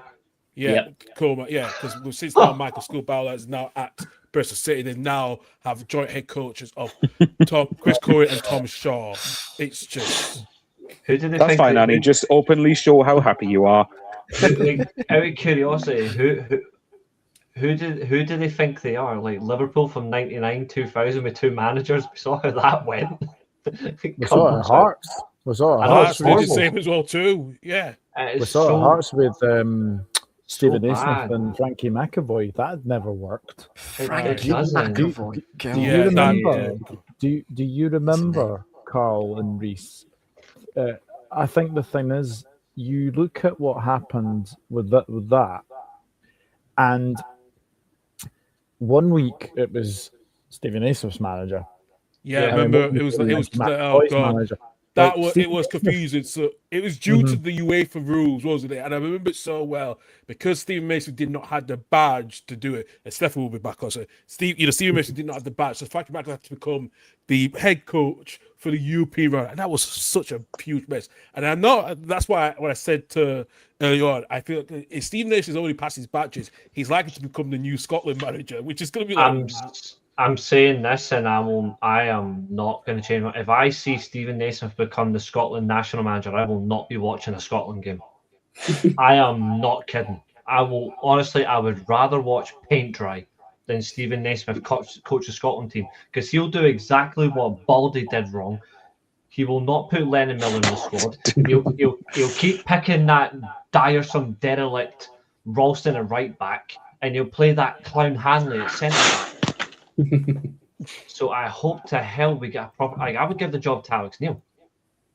Well, actually, I actually forgot about Frankie McAvoy. Can do a lot worse. Because Annie kind of had a look at me when I said Frankie McAvoy. He was at Bristol City, wasn't he? No, he was at Preston. I remember his Preston managerial spell. Oh my god, he was awful. Stephen, you're not wrong. He's got a point there, actually. Yeah. You're not wrong. You're not wrong. Scotland sack. Well, we got someone for a new Democrats feed. Good evening to you. So, hot take: at least one goal was scored in the opening season. Every game ends 0-0. I hope that does not. There will be a couple of 0-0s, like Cardiff Swansea and 0-0 in Swansea. Sarcasm goes a long way. But well, on Lincoln though, right? And I particularly ask Annie this: how big a loss for Lincoln is Michael Skubala going to be? Massive. Absolutely humongous. But I don't actually mind the fact they've gone with Tom Shaw and Chris Cohen. I thought you were going to say, I don't mind the fact they've lost him because it was a Bristol City's benefit that we got him from them. because it does at Lincoln, it does feel like more of a, rather than individuals, it does feel like more of a system thing. And you can just sort of pluck individuals out. It's what a head coach role is supposed to be, isn't it? You can easily just like pluck someone into a structure that's there. But the thing is, Michael Skubala built all that up over a year. Well, how many years? 2.5 years. 2 years, yeah. So, 2.5 years, yeah. So, how hard is it to replace that charisma, that sort of that figurehead? Is obviously difficult. I think they've tried their best to neutralize it. I think losing Jack Moylan is absolutely massive.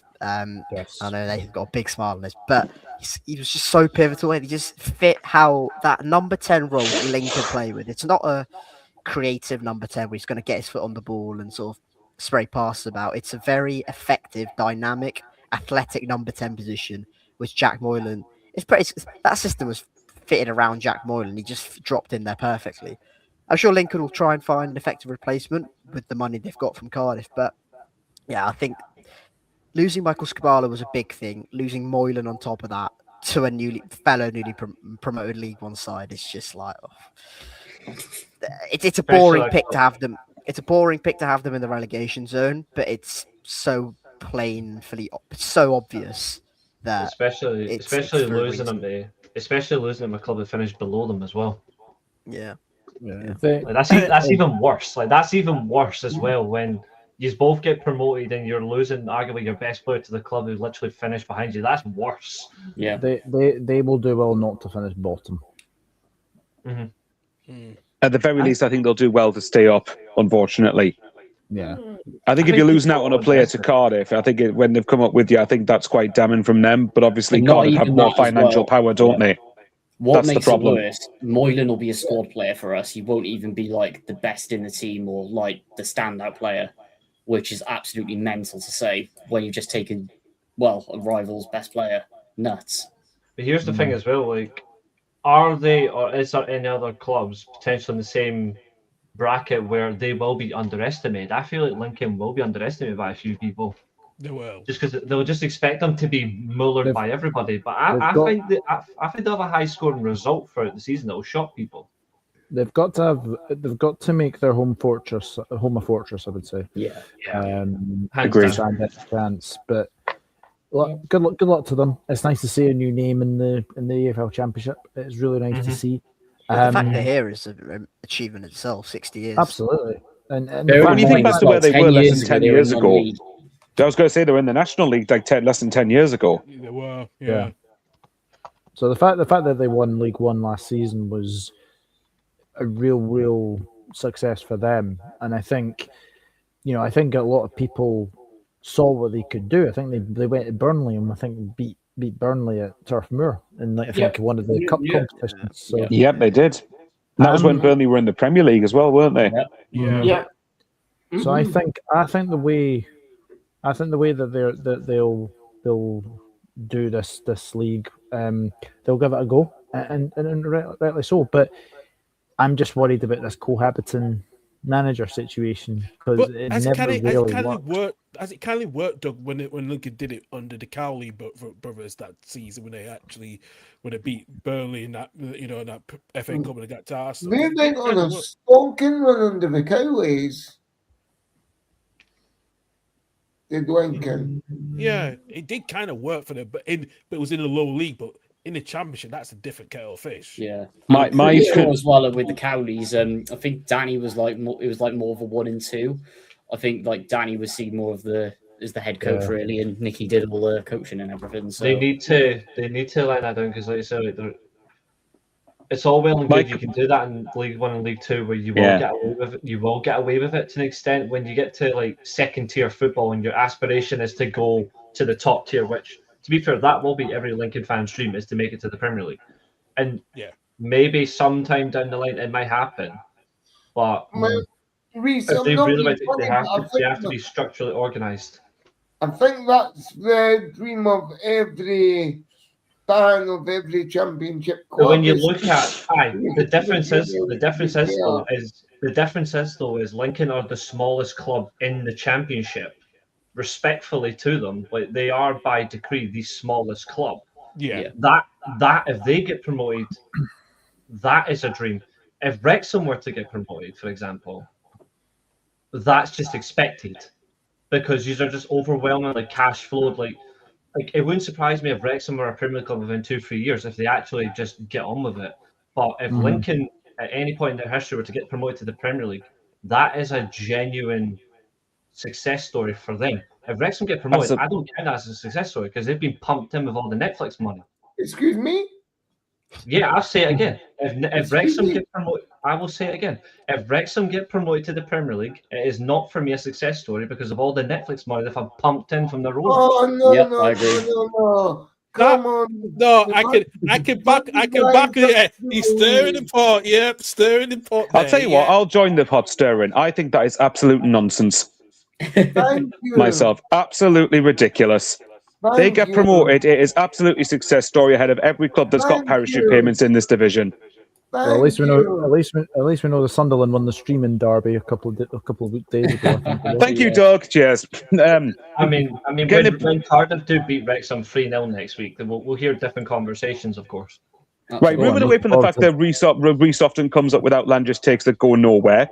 I think when it comes to Lincoln, the problem the one thing I do agree is I agree with Reece that Lincoln are probably by some way the smallest club in the division.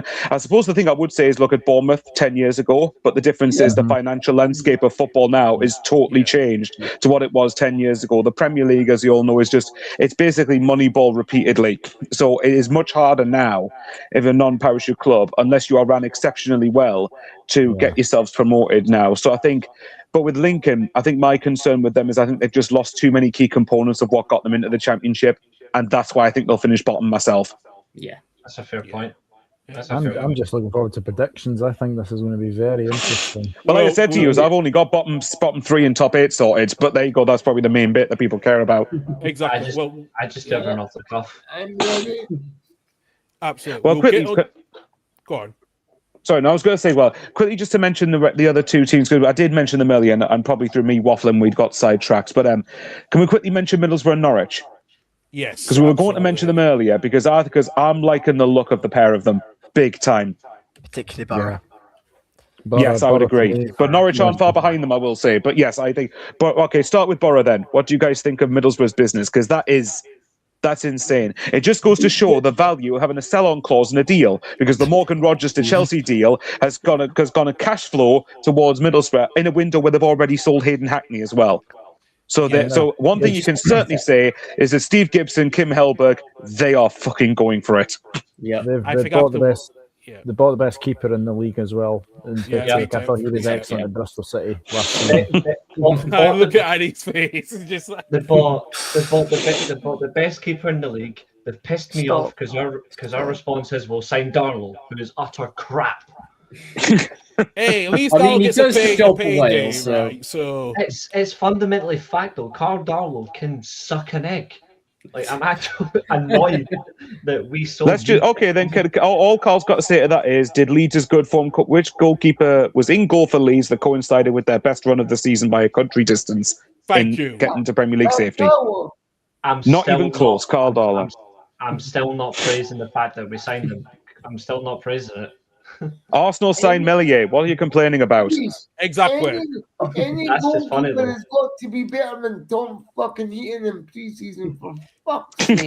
Frank, Oh. see, Steph is on the ball there with that I would one. rather. Okay. I would rather Goalkeeper. go at the season. I would rather go at the season with just two goalkeepers, send Lamens, and I would rather go in with Vitek as a backup. I don't need Tom Heaton, who's an absolute. Right. Well, it's okay then because you're going in with Carl Darlow as backup and Lamon. So there you go. You've got two goalkeepers. Problem solved. Back on to Middlesbrough, right? Before we get too sidetracked. Just on VTech really quickly. He was obviously a ridiculous shot stopper at City. Like out of this world. Some of the saves he pulled out of his backside was ridiculous. Kept you going crazily. He's not the best. He's not the best with his feet. And I know Kim Hellberg,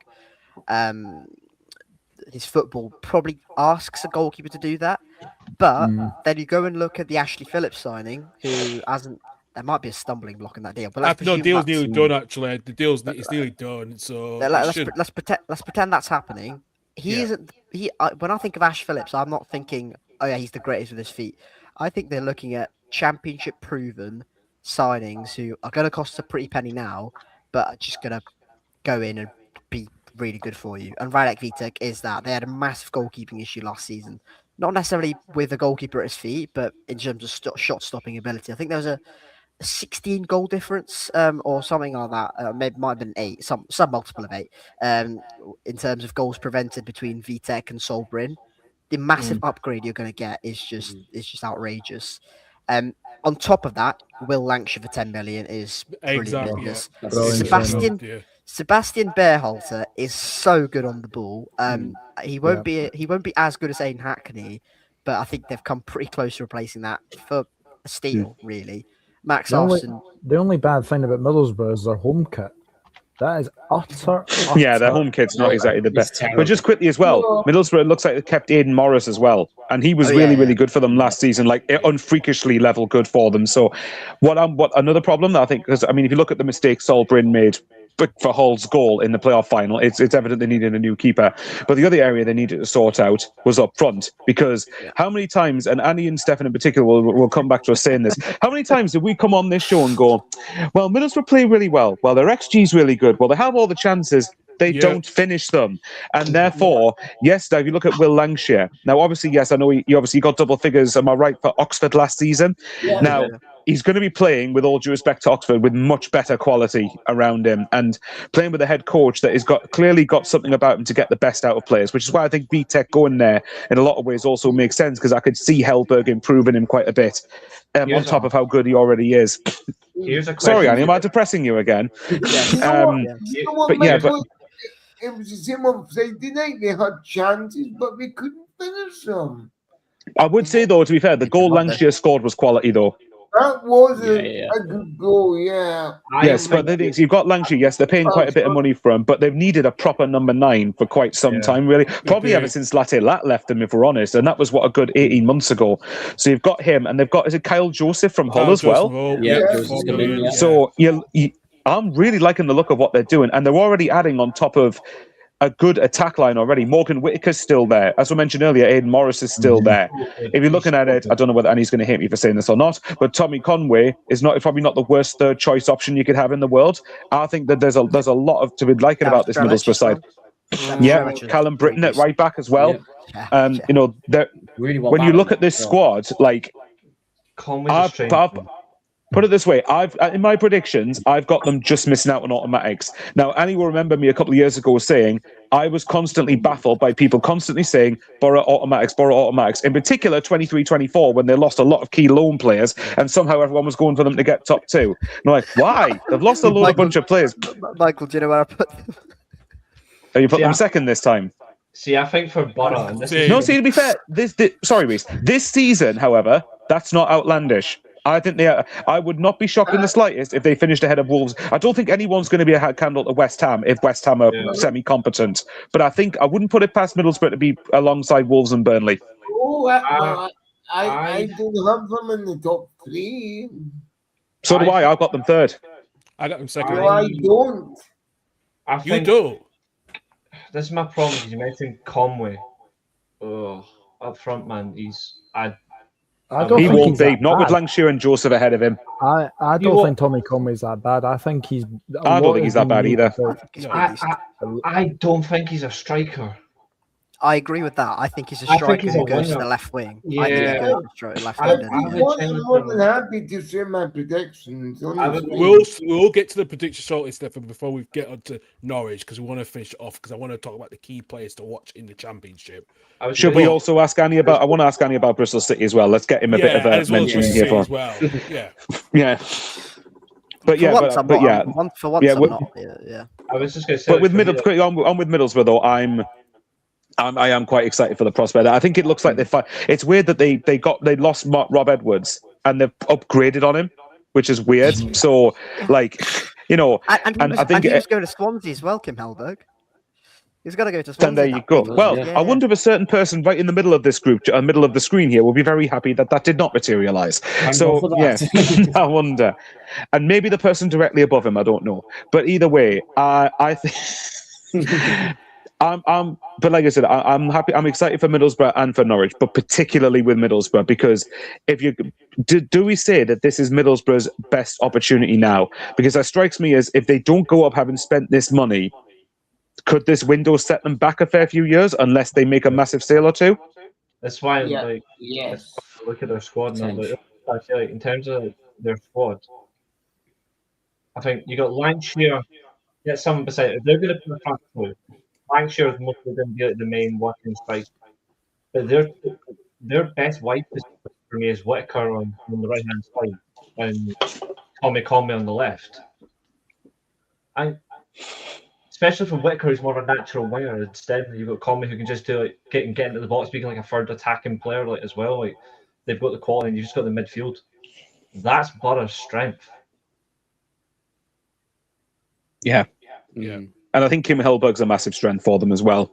So we shall see. But you know, I think I'll be very surprised if they're not at minimum matching what they did last season. Yeah. And truthfully, I think they'll do better than that this season. Yeah. So Annie, you know, when you were saying a couple of years ago when you thought Borough kept getting top 2, I've finally converted to your train of thinking now. I think Borough are ready to give it a real go. The door was open for them last season. Last season, they should have been top 2. Like Stefan's like they had the chances to do it, like to blow so many. How many stupid games did they drop points in that cost them? Yeah. Well, hang on. Weren't they in the promotion top 2 fight till going at the last day, even though it was an outside shout? Yeah. Stefan's pure like disagreeing, but this is even like flicking his fingers like, no. Here we go. Is it because he's going? No, I've not got Middlesbrough second because I've got Wrexham finishing second after West Ham winning the league. It was the amount of games at the Riverside where they just completely shot themselves in the foot. A lot of draws, wasn't it, Addy? Lot of draws and just stupid goals conceded late on. Pompey at home, where Connor Chaplin scored off his backside. And conceded a stupid goal against us to draw that game. It's just ridiculous. Killing teams off, isn't it? Yeah, Leicester at home. Like there were so many games where they should have scored 5-6 goals. They were basically Leicester before, like, when they were killing the league under Maresca, and they almost bottled it. Like Middlesbrough are the same quality of like just wasting matches. I even remember the game they drew against. Was it Blackburn away 0-0 at that point? And even then they had chance after chance that day as well. And then you go, those are the type of games that are ones that will end up costing you in the end. But no, I think it looks like Middlesbrough have sort of, if they've improved the goalkeeper and up front, then it sounds stupid and it should be fucking obvious, but most times it isn't. If you're better in both boxes, you win most games and go up. But it's obviously not as easy or straightforward as that. The question is, and this was more like direct to Ollie's as well in the circumstance, for me, the only way Middlesbrough go up though isn't the goalkeeper, isn't it up front. Is their midfield actually capable of getting them to promotion? Because goals win you games, defense always wins you trophy situation, but midfield is where everything is decided. Is Middlesbrough actually strong in the middle of the park to actually give it a go? Sebastian Berhalter is a game changer for me. And on top of already having Aidan Morris there as well, I would say yes. Yeah. Yeah. Oh, If they're both fit, yes. Just a quick one on Norwich. I think that they are looking really, really good. I think Philippe Clement, he's had a full pre-season. Reece, pluck your ears away, mate. I am very, very excited for Norwich this season. So am I. I think they will coming do well. in that midfield is going to be a plus for them, and Andre Brooks, on the left. Andre Brooks is that's an incredible signing. That. Yeah. Yeah, I think they will good. Do you know what? Something I want to quickly mention. I would say this as well, and I'm going to give Ben Napper a bit of credit for this. Do you remember the stick he got? And I understood it when Marcelino Nunes was sold to Ipswich a year ago. Yes. The controversy that caused. Yes, that and I understood the emotion behind it. But if you look at the situation, my own popular opinion was that was actually the right thing to do, because he was a player who wasn't fit fully 100%, and I don't think he was that fit after. I don't think he was fit every game for Ipswich. No, he also wasn't going to sign a new contract, and he had given indications that he wanted to leave. Why would you let his contract run down for him to go to Ipswich on a free when you could get that money in? And then who did they bring in? Was it Mohamed Touré in January, for example? Mohamed Touré in January, along with Ali Ahmed from Vancouver. They really did get some good signings in. You got Jacob Wright there, Harry Darling, Papadou Diallo as well, Makama, Kenny McLean there as well, Kovacic in goal. Yeah, because Sanfield Jordan loan is now on a permanent deal, which was a good deal. And like I said, they got rid of the sold Josh Sargent to Toronto, and they've got that money to play with, haven't they? Yeah, getting rid of that donkey is one of the smartest things I will say Norwich have ever done. I'll give them that. I've also just seen apparently Gus Hamer's going back to Coventry. Sorry, from Sheffield United, £6 million. Well, if you want, I don't know if you want to talk about Sheffield United very quickly, but if you do, I would say on Norwich, I'm similar as I am with Middlesbrough. I'm not quite as high on Norwich as I am on Borough, but I'm still I think they're going to be more than capable of competing with the likes of your Wolves, your Burnleys, your Southamptons, and stuff like that. I think if they're not in the playoffs, I'm going to be astonished. And even then, they themselves were right in the playoff hunt until the last couple of games of last season. And given how Norwich started last season under Liam Manning, that is incredible how the turnaround that Clement had. Yeah. So, for me, if they had Clement from the start of last season, I think Norwich would have gone up over Hull. That's why I don't want them to do well. That's why I don't want them to do well. I'm going to say, just quickly on Sheffield United, I think the Wilder magic has gone. I just don't think. I think they're running out of parachute payments, or they're gone. Yeah, the way he talked about it in the press conference about Hayward the other day, it sounded like he was just lying to himself and thinking the magic's gone. And especially they've only made one big signing, Matt Doherty coming from Wolves, and that was a free transfer, wasn't it? Yeah. Still a good transfer for that league, but. Losing Andre Brooks is a real blow. Losing him. Well, when you're looking, you're losing him to a team that you effectively should be competing with, if you look at it that way. And even this is where put it this way. I think with Chris Wilder, given the job that he's got in his hands now, I actually don't think it's the worst appointment for them to have him. I don't think it's the worst idea for them to have Wilder. I think, obviously, my criticism of him is I think that when he had the team that he had in 24-25, a lot of the time the games were won on moments of luck or quality rather than of anything he was doing. Well, exactly. But if like I've said before, right, if you compare them to Leeds and Burnley, and I think Carl would agree here, they were streets ahead of Sheffield United for me. But now it's a different job that Wilder has got. And I mean, look, I'm not going to call last season a success because Sheffield United should not have started that badly under Ruben Sayers. There was no way they should have lost 5 games in a row. And I watched them against Ipswich before the last game before they got Wilder back. That looked like a team that was going down. And they just look absolutely hopeless. But you're looking at losing Andre Brooks to Norwich, Gustavo Hamer. I get that one, to be fair, because he's in the last year of his contract and you need to get a bit of money in. But as Doug mentioned earlier, the parachute payments are gone now. They've blown their best chances to go up. Last season, what was it? They finished 17th or something. That is not a success. And okay, it's not Leicester bad, but 13th. Well, even then, that's still not good enough. It's obviously. Unfortunately for me, I think they're now deemed to be mid-table. I don't see them being in any trouble. The best I think they'll be is top 10 at very best. I just look at them. I just look at them and I stand by it. I've said it for years. I don't get the Wilder hype. I think in terms of what he is, he's just Sheffield United, but his whole quality of a manager, it's past. I think I he would say leaves Sheffield this United season. is not good, is it? I think he No, leaves I- this season. He's in his last year of his contract, so I could see them moving on from him after They- the season. Could it be that they Sheffield keep him to United maybe is- stabilise things? Could it be they keep him to sort of steady the ship and get used to being a non-parachute club and then move in another direction after I don't that? think so. Hmm. I don't think so. I really don't. I just don't see it in my eyes. But the thing I is, right? Hmm. Go on, I Carl. don't Sorry. know. Because especially if they like I said, when he left at the end of June, they were still paying him off. So I think that they just to get back into the contract that he was on before. I just feel like they might just pay him, let him go, and move in a new direction because they still want to do their AI data transfers, and I think that's the problem. It's it's going to cause AI why data, Wilder- that was yeah. embarrassing. See, the But thing this is the for thing. Wilder, though, the thing Yeah. for me with Wilder, though, and this is what I think they have to consider as well. Instead of if they really want to move in a new direction, I know it's very harsh because the season's just about to start. Sack him now. Yeah. I've got no hate towards Wilder at all.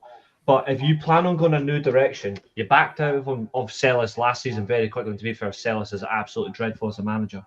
But if you're backing of him to then go back to the manager beforehand, who isn't going to take you forward, he just takes you either where you are or goes backwards.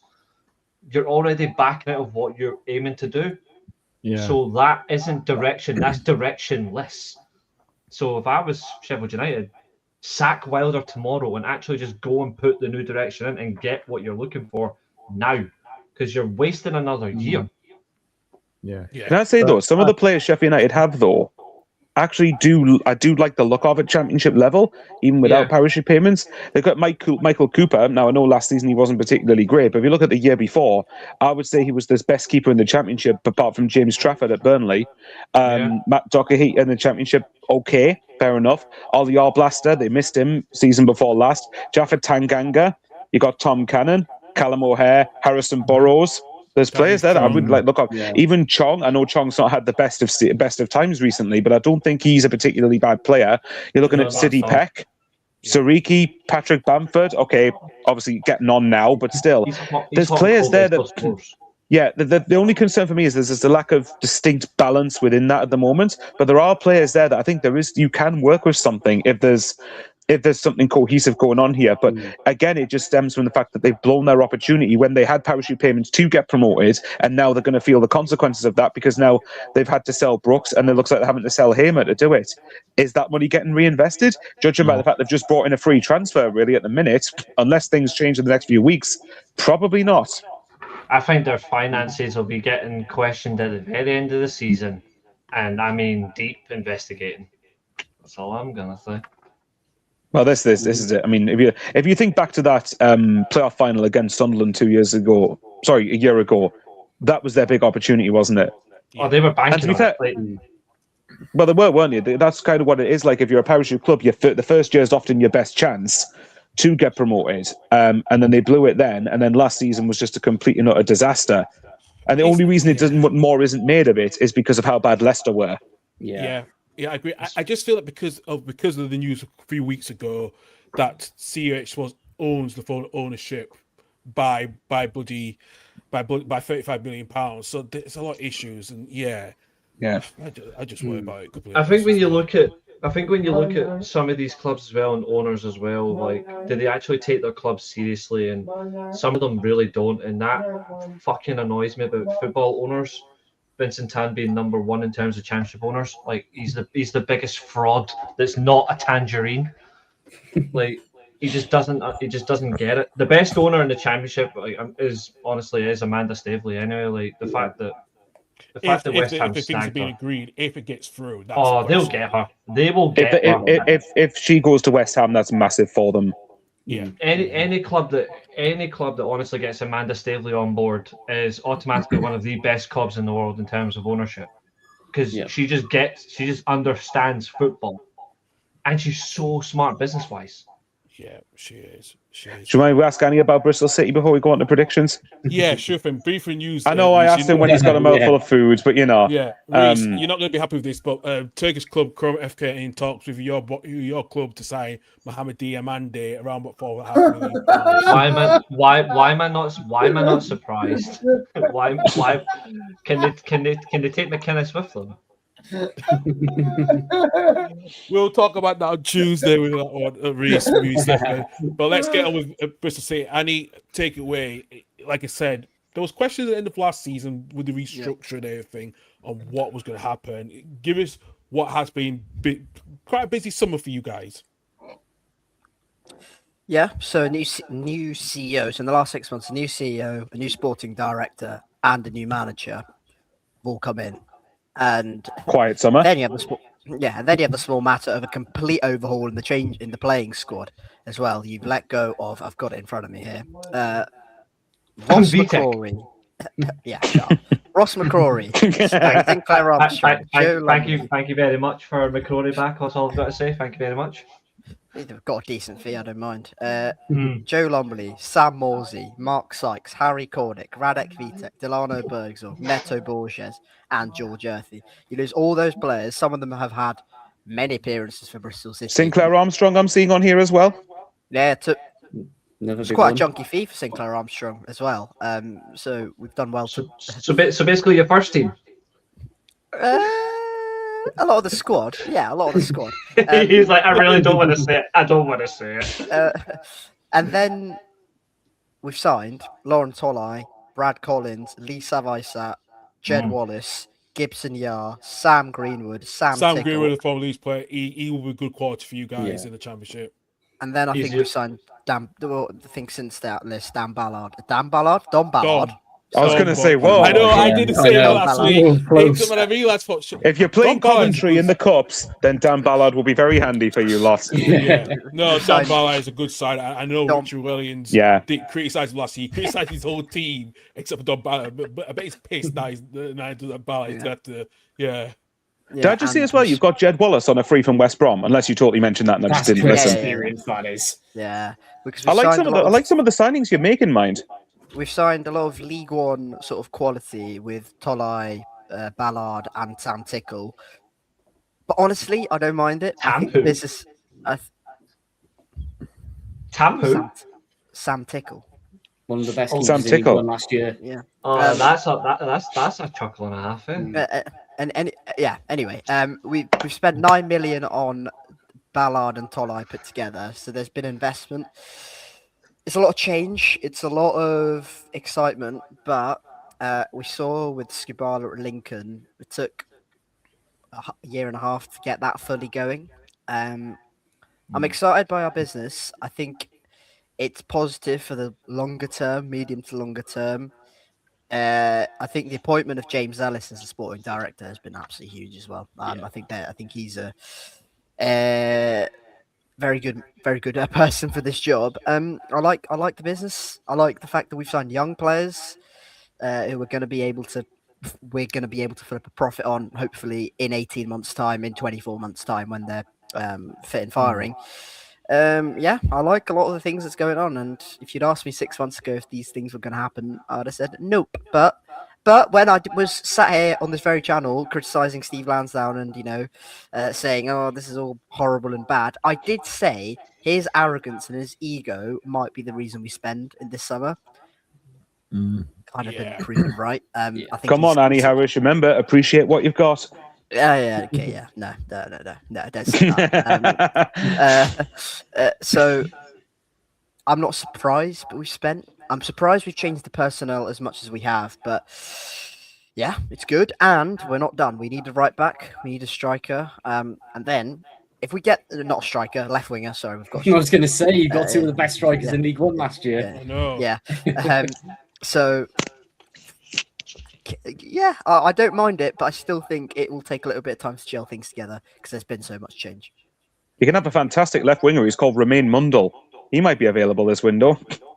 Please, I don't mind that. Yeah. If you keep him fit, if you keep him fit at championship level, he's really good. Absolutely. So predictions then, Carl. Oh, Yep, here we that go is where then. the pictures time. So right, I have got them up now. So which I'm going to remove the banner as well, so everyone can see. I'm what seeing a we're looking 13 next to us. I think that's a bit low. It's a hard one. I listen. I think 1 would be more apt. Burnley Yeah, ninth. That's a call and a half. Right. Well, here's my predictions. I'll get you guys as well. I'm gonna start in order first. So I have put West Ham and Middlesbrough as the top 2. I think Southampton, Norwich, Millwall. I think the usual stuff. So I think Millwall could have another decent season. Derby County should missing out last as well, along with Wrexham and potentially Burnley City if they can get the act together. Because I just feel like Burnley are going to struggle with the new manager and the players that they're going to keep selling is crazy. I think Wolves will finish below Sheffield United. I think Jimenez will get the goals and stuff, but then in the bottom half of the table, I put 2 out of the promoted teams. That's potentially going down Bolton and Lincoln City. It was hard one to keep because I like Charlton, what they've done under Nathan Jones, but I think if Cardiff can do well progressively and keep that, that momentum going that they did in League One with the model they have, they can stay up anyway. So that's my take on that one completely. So I will start off with Doug first. So Doug, How do you want me to do this? Any order you want. Do you want to do it from the 24th up to the top, or do you want to do first from the 24th? I'll do 24th up from the top. All right. So I've got the same bottom as you, Lincoln City. Yep. 23rd, I've got Blackburn Rovers. You got Blackburn Rovers, bloody okay then. Now, I am very concerned because there's only a certain amount of time before the money runs out there, Venky's, and it's more about the fact that they might just say enough's enough, and then that happens. But Tony Mowbray would be the reason that they stay up. Now, 22nd, I have been going through hour after hour after hour, changing every single time. But I've finally gone, and I think this might shock a lot of you. I've gone Preston North End. Doesn't really surprise me that much. No, it doesn't actually, because I debated putting them in there as well. Yeah. 21st, Bolton. Yep. 20th, Charlton. Charlton, 19th, Portsmouth, same as you. Okay.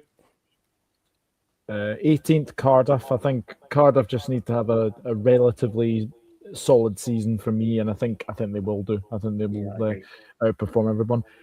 17th, I've seen a lot of people tip Watford to go down. I think Watford will be fine. I really think Watford will be fine. 16th, Sheffield United. 15th, slight improvement, West Brom. West Brom, yep. Same as me, so yeah. 14th, Stoke City. I think they will have a bit of an improvement. 13th, Swansea City. Now, this is one of my big shouts here. I'm going 12th, Birmingham City. Okay. Where are we up to? 11th, Queen's Park Rangers. That's a shout, that is. A couple of their signs like Lamptey and Kamara look really good ones. Yeah. Right. Okay, do I do this? 10th, Burnley. So you're going one below above, yeah. All right. Burnley, yeah. 9th, Bristol City. I think they'll just miss out. I think they will just miss out on the playoffs. But I tell you something, they will be fighting. They'll be fighting up there for that playoff.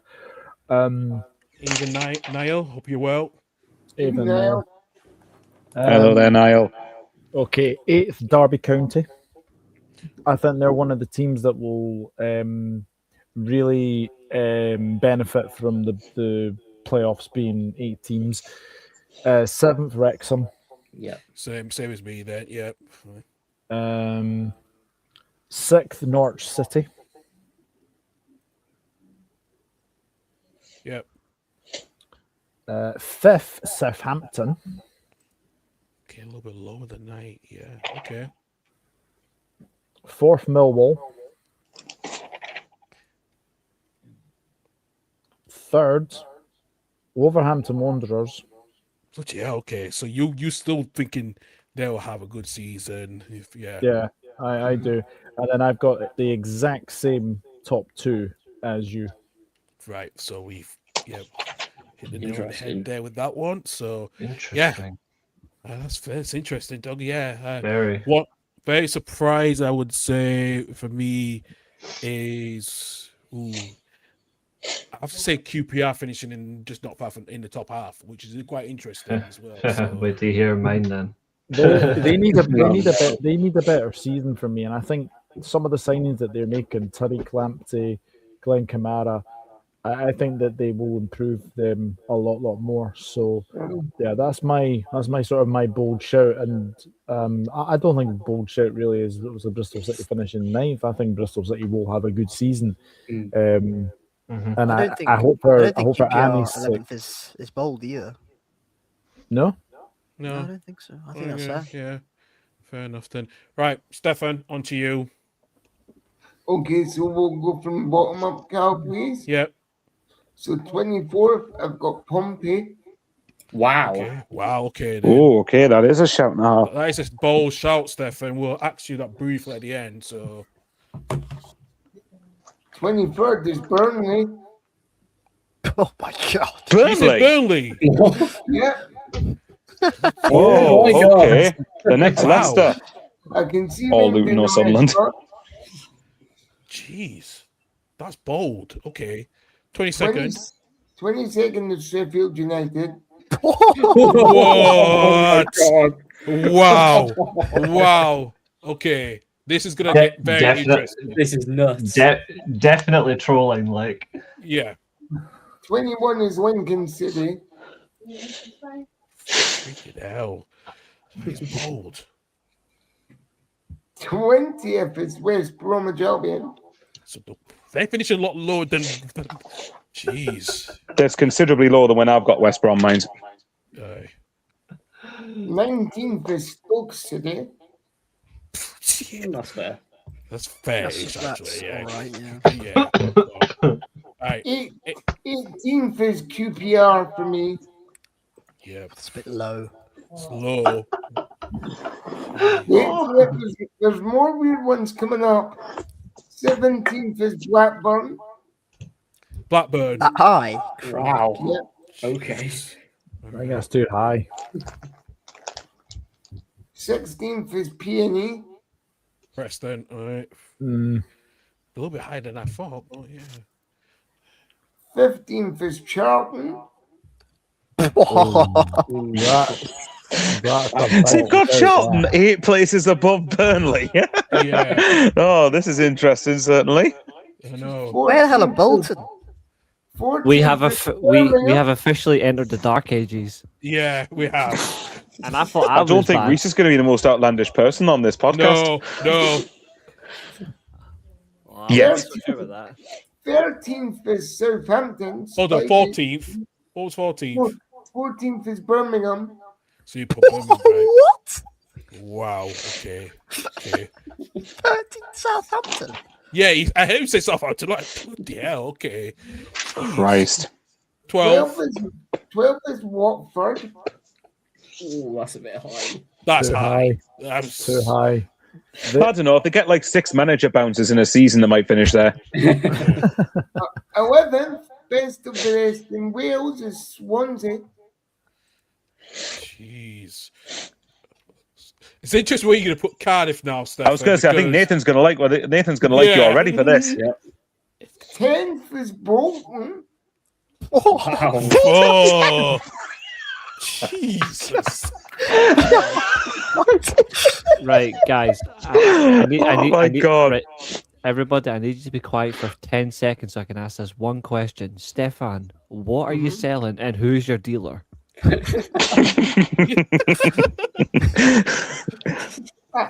ask me no questions, I'll tell you no answers. Is it Phil Parkinson? No. It's definitely Probably- Phil Paxton. It's definitely Phil No. Paxton. Yeah. It's probably Neil Lennon. Anyway, Probably Neil Lennon. Let's finish these predictions. So 9th is Cardiff City. Oh, I thought we were in the playoffs. I'll take it. Oh gosh. You still could be. Are we in the playoffs? What are you doing, Stefan? You want to catch me in a minute, Annie, because 8th is Derby. Okay, this is good. 7th is the Robins in Bristol City. I'm starting to get scared now. Well, that's why you're going last, Reese. So yeah. 6th Maybe, is maybe you should Norwich. pick Annie last. No, you're So- going last because you're the one who said about Derby last season. So it's your punishment. So 6th is Norwich. 6, I got Norwich, yeah. 5th is Middlesbrough. A bit lower for that one. 4th is Millwall. Right, he's really. And never Same as stopped me. 3 times. Oh, So you got Southampton. No, you got West Ham. Yeah, okay then. Oh God. And Wrexham. Oh. Oh, West man. Ham. Oh, there we go. so I can give you my top 3 without looking at my screen here, right? So my third one is Wrexham. Yeah, I knew you'd go for that. I knew. I don't think they finished third. I think they're in the playoffs, but I don't think they finished third. The Queen has said this is so biased. Second is Wolves. Freaking hell. Right, we know what that And is. first is West Ham. Yeah, we've got it. Yeah. Bloody hell. Freaking hell, Stefan. I'm so sorry. That is mad. Can we ask why Burnley are 23rd? Yeah. Yeah. Why Burnley in 21st, Stefan? Please give us your bloody reason. Because When you've got them below all the promoted clubs that have come up. And They you've might got not be. Wrexham in- They might. and you've got They might not Wrexham be in as good third. as. They might not be as good as a West Ham or a Wolves, but not 23rd. They're not worse Yeah. than Lincoln City. I just think that this is going to be the season that Burnley do a Leicester and have 2 relegations back to back. I've just got a funny feeling I've not seen much in terms of their recruitment policy. I don't think much of Alan Pace and the Americans is a good ownership group for the club. I think they could do much better. They could sell the club and broaden their horizons by far.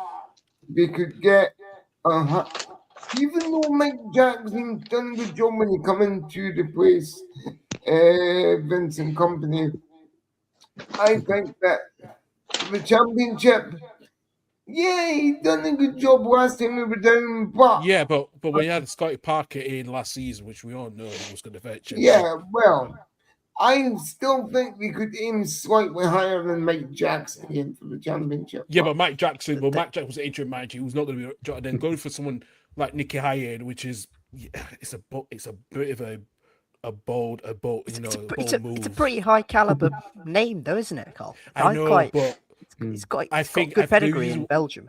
Yeah, but the reason why do you think there was a reason why Celtic, some of the Celtic fans didn't want him because Reese and Stefan and Doug can back me up with this one. They wanted someone that was needed to had the experience. And what happened to do it with Wilfred Nancy, and look what happened with that.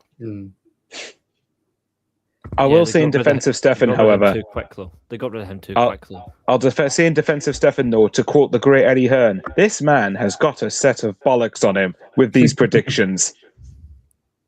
He's not afraid to speak his mind, and I respect it. Yeah, that's a Nathan fair next. point. Right, Nathan, it's on to you now. So we'll start with Swansea 24th. 24th, Cardiff first. Here we I go. wish I could honestly do that, but I haven't. So bottom, I've got Lincoln City. I have been waiting for these ones most of all. Then in 23rd and 22nd, I've gotten So relegated. who's to the same- 24th again? Sorry. Oh, Lincoln City. Lincoln. Yeah, that's so surprising. So in 23rd and 22nd, I've gone for 2 teams, and I've gone for the Ryan Dilks theory on this one. When you've got terrible owners, and you've I know what you're served gonna the say, drain yeah. for a number of years, then you're going to fall down the toilet plan. So in 23rd, I've got Blackburn.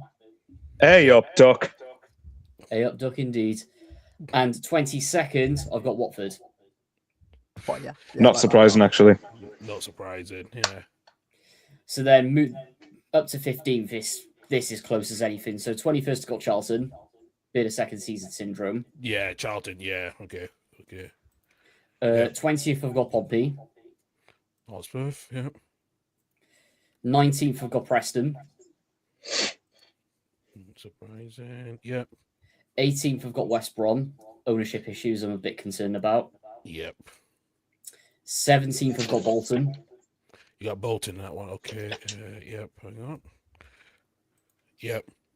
16th, a bit of a gamble, but I've gone QPR.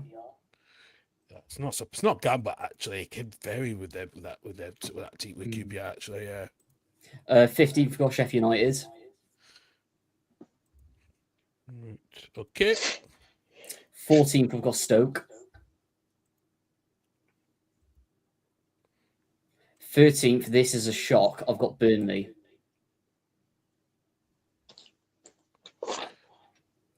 12th, I've got Swansea. 11th, I've got Birmingham City. Yep. 10th, Wrexham. There you go. I know what it's scoring now with this one, so yeah. 9th, I've got Derby County, just missing out on playoffs. Bit of a gamble. 8th, I've got Cardiff City. Yeah. Why are we in the playoffs? 7th, I've got Bristol City. Just for that front line alone, you've nicked from League One. Yeah. I got to do it. 6th, So I've is got that- Southampton. Oh, never mind. Hang on. Hang on. I was going to say, so you got used in the playoffs. Is that you two playing each other in a playoff quarter final then? No, it would be 6th versus 7th. It will be. And then Never mind. Okay. It would be. But I've just fifth. realised what game is going to be in the quarterfinal. 5th, Millwall. Yeah. Millwall, Cardiff fifth. Millwall is going to be a war zone in the Oh, playoffs. good God. Yeah. Oh God. Right, 4th, At the den Middlesbrough. as well. Yep. 4th, Middlesbrough. Yeah. 3rd, West Ham. West Ham 3rd. Yeah. West Ham. Ooh, okay. I like the thinking. Okay. Reason being, they haven't been top 2 in any division since 1980. That is true. Yeah. And Yeah. every time they've been out down to the championship, always playoffs. Yeah. Yep. 2nd, I'm sorry, Reece, they're a stripper club again, Norwich City. Okay, but yeah, that is bold with that one. And then you put Wolves at the top. Then Wolves as champions. wow. Okay, then that is. Ooh, yeah, quite interesting. Well, Michael Bowers is on to you now. So I have not seen Nathan's predictions prior to this because some of the positions are exactly the same, actually. In fact, his 24th and 23rd are exactly the same as Nathan's and Doug's. So Lincoln and Blackburn, 24th Yep. and 23rd. yep. 22nd, I've gone Bolton. Okay, hang on. Yep. And like what Nathan said, anything from here till outside the playoffs could be anything. So by the time I put this on my own channel, it could be different, but it's for a bit of fun. Fuck it. So 21st, Charlton. Easy. Yep. Same as Nathan again. 20th, Portsmouth. Poppy 20th. Stoke, 19th. Okay, you gone? Yeah, so you gone still a lot lower then, alongside with Stefan. Yeah. Yeah. Watford, 18th. Bloody hell, okay, this is. Yep. 17th, Preston. No, I wanted to put these higher, but when I look at everyone else, I can't justify it in my own head. QPR, 15th. But I want to stress the signings they're making are good ones. It's very hard to call the middle of the Who's championship. 16th? Who you put 16th again? Oh, sorry. 16th, I've gone Cardiff. Cardiff, right? That's what I thought. All right, fine. Yep. But it wouldn't surprise me if like anywhere down to 16th to like 9th or 10th or something could be separated by less than 10 points. And then you've got Right, 15th sorry. So QPR 15th. Yep. I'm actually gonna back Stefan on this. I did have these higher, but I've pushed them down a few places. Birmingham 14th. Aye. And I'm going to totally blame Manny Harris for this one if this is too high for this club. Swansea 13th. Because he always convinces me at the end of every damn season, oh, well, Swansea have ended the season well. Oh, they might actually do something good next season. But a lot of it depends if they keep Vopotnik or not. I want to put that caveat in there. And Ross Stewart, if this stays fit. 12th, Sheffield United.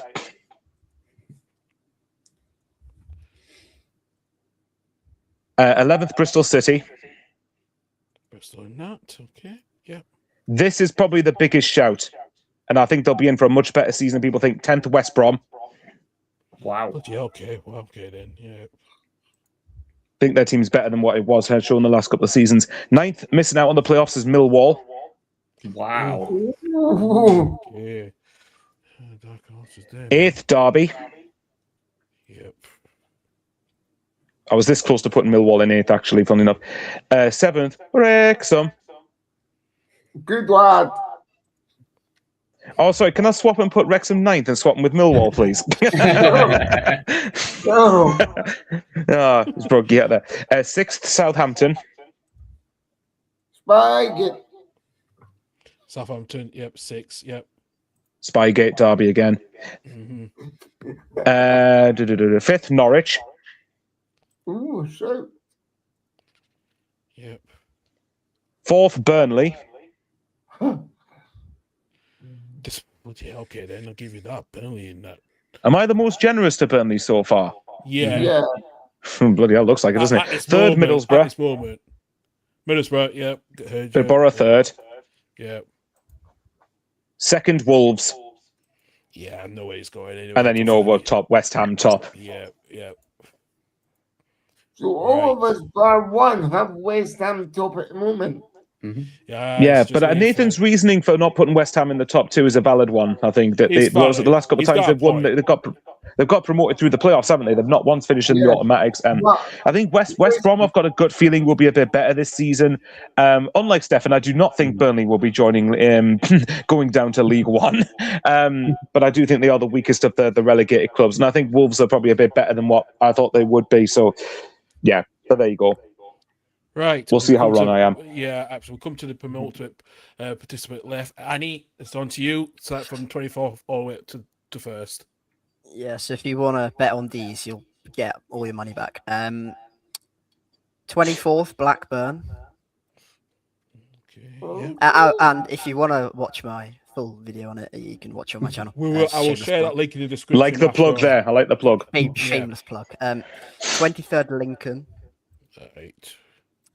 22nd is Charlton Athletic, which might be bold. Wouldn't be surprised if they went down. 21st is Bolton. So Bolton stays. See how prediction Bolton stays up. Survive. 20th is Pompey. So we all say most of the last 2 they've gone for the same. Yeah. All right. 19th is Preston. Preston. Yeah. 18th is Cardiff. That's fair. That's fair. Yeah. 17th is Watford.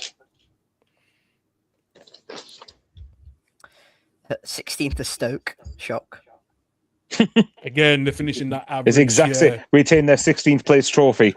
Yeah. 15th is West Brom. Aye. Have you looked at my predictions? Because we've got 1, 2, 3. Have we actually? Yeah, but 3 of the same. Annie, don't worry if you've copied Doug's predictions because I've copied Nathan's quite clearly. 14th is Sheffield United. 13th is QPR, which I think might be low.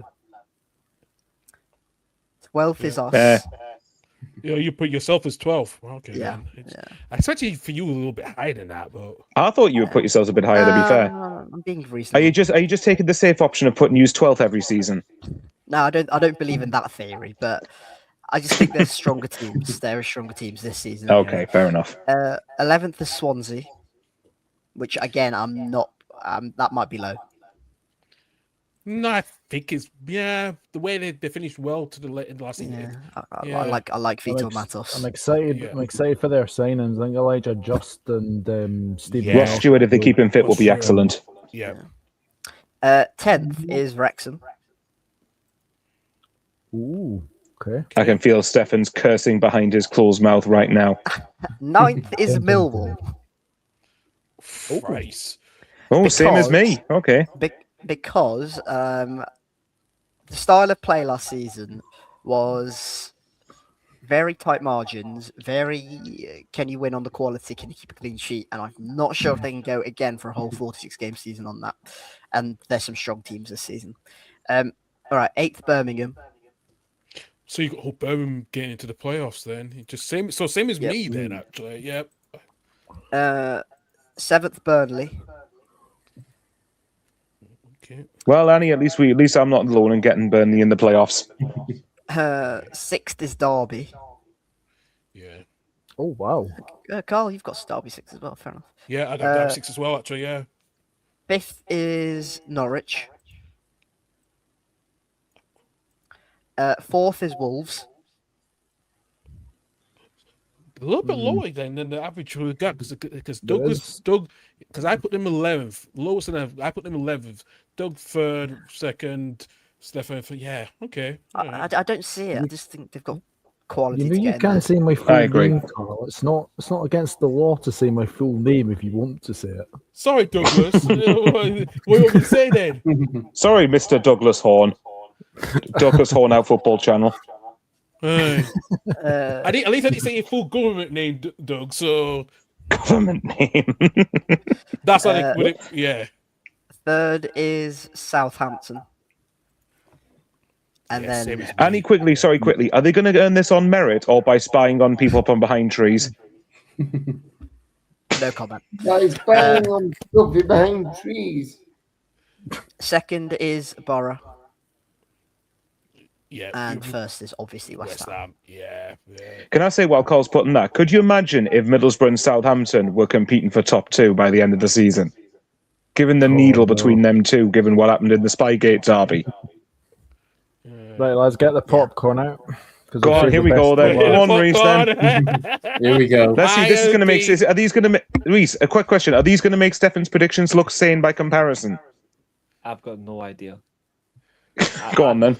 Go on, I do these on the fly. That's just how I He's going to go 24th Norwich because stripper club, probably. No, you'll be very surprised what I actually have. Okay. You'll be very surprised what I have Norwich, actually. Go on, then. So 24th, I have Blackburn as well.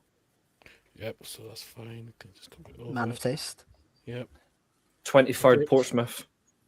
Pompey. Wow. Yep. 22nd, I have Charlton. Yep. Okay. 21st, I have Preston. Okay, so far it's not unreasonable. No. Now I've got Lincoln. You got Lincoln, yeah. You're thinking over than Stefan. Yeah, you're the only two who've got Lincoln staying up actually. So Fair play to them if they do it though. 19th, I have Sheffield United. Don't rate them in the slightest at all.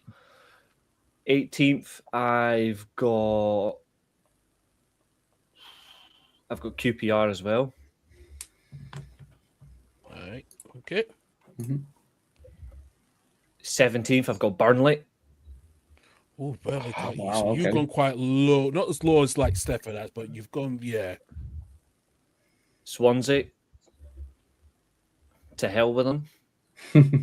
Yeah. West Brom.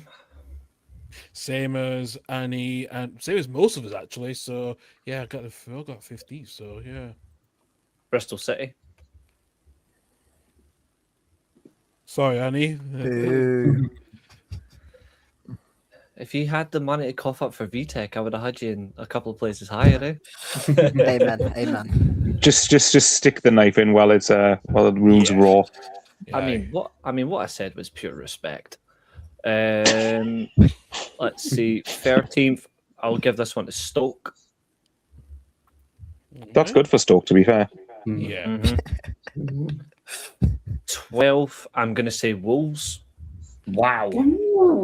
He's kind Okay. of on average, Wow. a little bit like me, That is a because I put shout. them. I put them 11th. So, yeah. 11th, just because I may as well. Wrexham.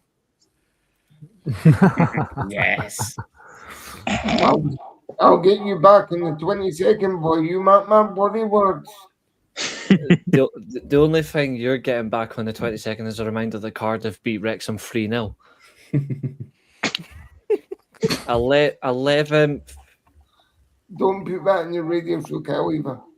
11th, I'm going to say Birmingham. I'm going to put up a radio show. You don't know what you're saying. You're not telling me what to do. I know you're the manager of our radio show, but of the radio station. But that don't mean shit, right?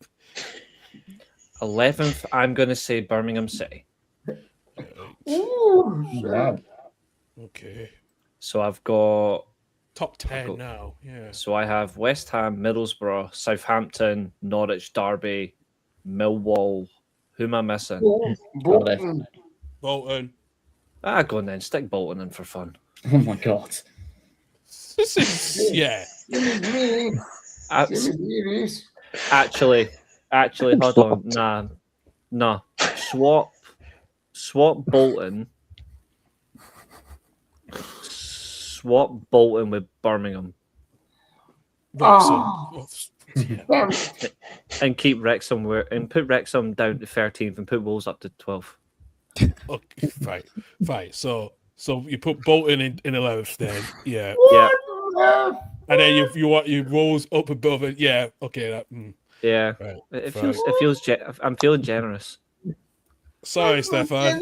That's a demotion. It's not demotion. It's accuracy. I've definitely learned some lessons this time. Still got I mean, more Stefan, money you've than got Wrexham. Burnley going down, to be fair, so I'm not sure you can talk like. I know you can talk. I know can't. exactly. He can't talk. He can't talk. Ninth. Anyway, Give you ninth. Spot. Ooh. Very funny, Stefan. I'll give you that. Give me eighth. Sorry, eighth. Yeah, eighth. So I've learned my lesson. Derby. Well, hey, he's been so scarred off last season. Yeah. Okay. Yeah, Seventh. Fuck the torture. 7th. Southampton. Ooh. I normally praise Southampton quite well. I've always had a bit of a respect for Southampton, but ever since these pathetic Is that over you watch football through binoculars inside behind the tree? No, it's because ever since the KFC owners have come in, I've lost all respect for Southampton for the way they treated Ralph Hasenhüttl. So I will always have a sense of disrespect now for Southampton. So it's just how it goes. 6th, I have.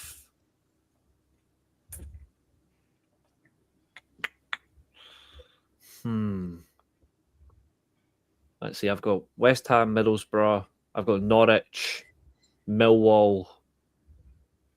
That's it. Who else am I missing? Cardiff. Cardiff. Yeah, Cardiff. Thank you for that reminder. Yep, 7th Cardiff. Right. So 6 will be Cardiff then. Yep. Right. Because I'm looking at the stupid lines. That's my fault. Sorry. Yeah. I know. 6th Cardiff. I'm listen. No, That's fine. It does say 7. It does on the spreadsheet, but look at the lines, table. Yeah, that's my fault. It's the pursuit. Yeah. Oh yeah. Right. So 6th Cardiff. 5th. Norwich. No, not yet. Millwall. Middlesbrough. Nope. West Ham. He's got West Ham in that one, isn't it? West Ham 3rd. Okay, so West Ham 3rd. Okay, then I will put that then. So that's fine. Norwich top. What? Whoa. Okay. Wow. Reese, can I have some of what you're smoking, mate? Because that's a bit.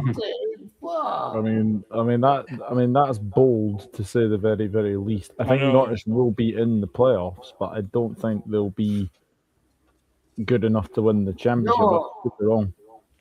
It's just their bloody manager. I thought you didn't like Clement. Yeah, I was going. I know. I don't like. I don't like him because he went. I don't like him because he went to Norwich. Who So is that you saying that you rate him? You just don't like him for going to Norwich? Yeah. Whose fault was it to sack him then? Yeah. The arseholes that used to own the club. Oh yeah. Yes. All right, give us your last. Well, give us your fourth and your third. Actually, no, your fifth, your fourth, and your second. Fourth, Millwall. Mm-hmm. Okay. Yep. All right.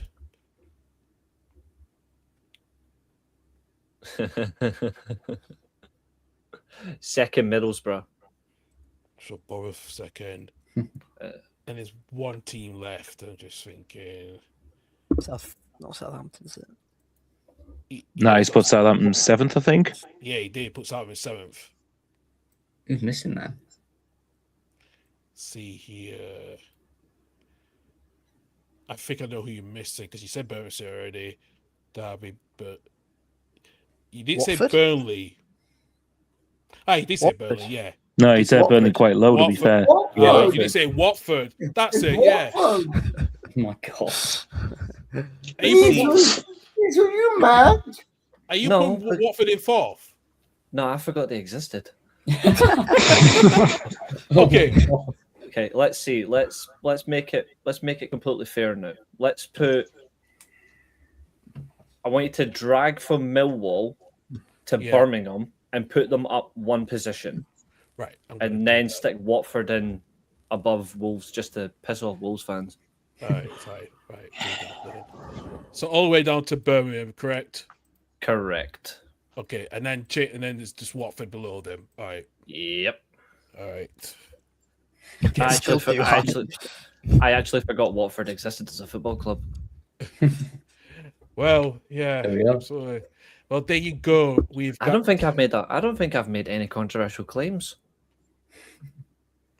Well, Let's have a going to look. be debated So, throughout the season. So yeah, he is our predicted the table.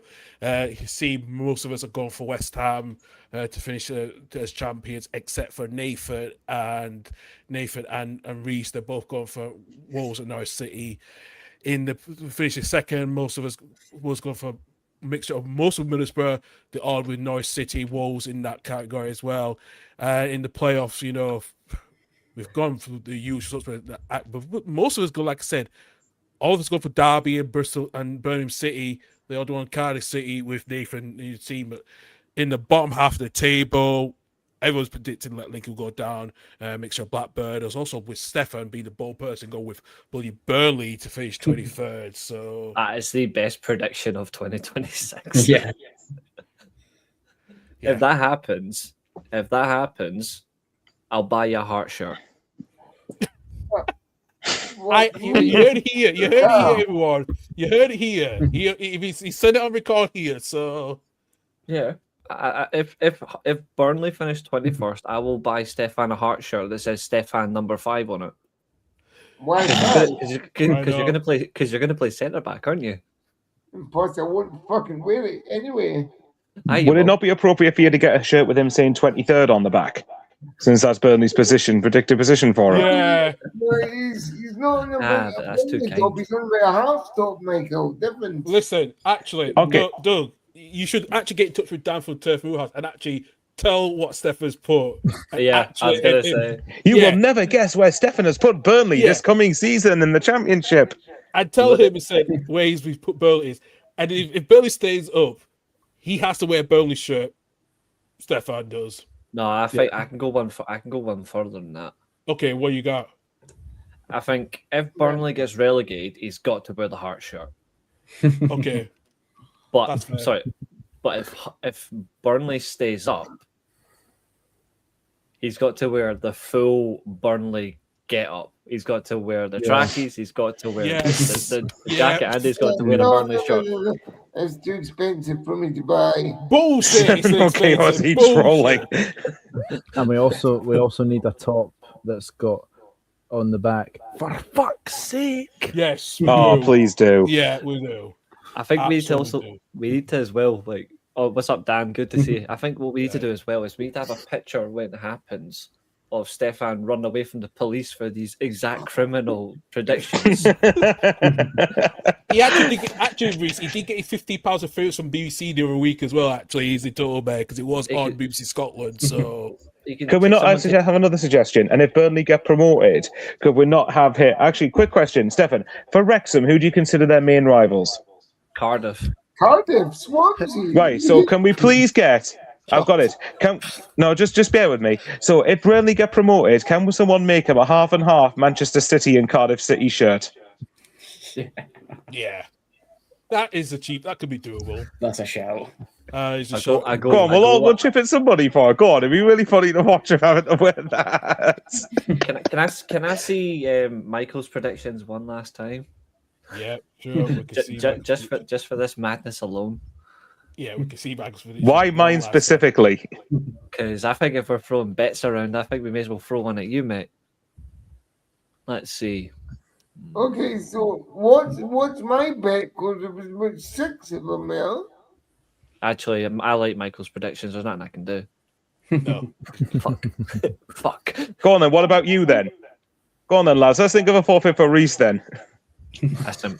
There's nothing much you're going to get with me anyway. Let's be real. Right. Okay. Let's think. If Bolton finish 10th, I'll speak for a whole live stream in Spanish. No. The good thing is I'll understand. The good thing is I'll understand you, so that's all right. I don't speak Spanish. Okay, how about this one? And Stefan might like this idea. If one of the parachute teams makes the top 2, then Stefan has to have a half and half Celtic and Manchester City top. If one of the parachute teams finishes in the top 2. Yeah, because Reece hasn't got any of the parachute teams in the top 2. No, he hasn't. He's got Norwich and Middlesbrough. That is fair. I'm not sure Reece will agree about the half and half punishment. Like, wait, who's wearing it? You. If one of West Ham, Wolves, Burnley, or Southampton, for example, make top 2, would you wear a half and half? Michael, no. Reece, who's your most hated football teams in the 4 divisions in England? You're kidding, right? Tell me. Come on. A whole lot. Come on. Everybody. No, he's got their like 2 teams that he hates the most out of the weeks. I don't like where this is going. Okay, let me ask you another one then, Reece. Right, let me ask you another question, Reece. Can you name a specific number that you like? Like that would be a typical footballer's number. It's going to say 9. 22. Fine, 22. So if Norwich get promoted, let's get him a Norwich shirt with Stripper Club 22 on the back. Sorted. Right, sorted. Already ordered. I actually can imagine Reece proudly rocking that up in Scotland, going, yeah, that's right. I called Norwich a stripper club and I tipped them to get promoted. Look at me. Look at me making like bold predictions. Yeah. To be fair, I'll probably get mistaken for a Man United shirt anyway, so. Oh, actually, we've said already, and we've not even started this season. Oh, can you imagine that? 5 minutes into the kickoff against Cardiff. For fuck's sake! That was too easy for Cardiff, and we're 4-0 down at half time. If Cardiff scores before getting that flight, right, I'll be fucking amazed because I will probably listen to that, when I get that plane back from Toronto. So it'll be fucking amazing. But actually, I like to say thank our new panelist Nathan. We'll see you again. I won't see you next weekend because I'll be away as I'm going to be getting married across the pond.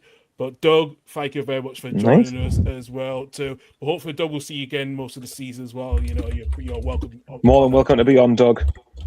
Yeah, would love to. Thank you. No, I've really enjoyed tonight. So no, thank you very much.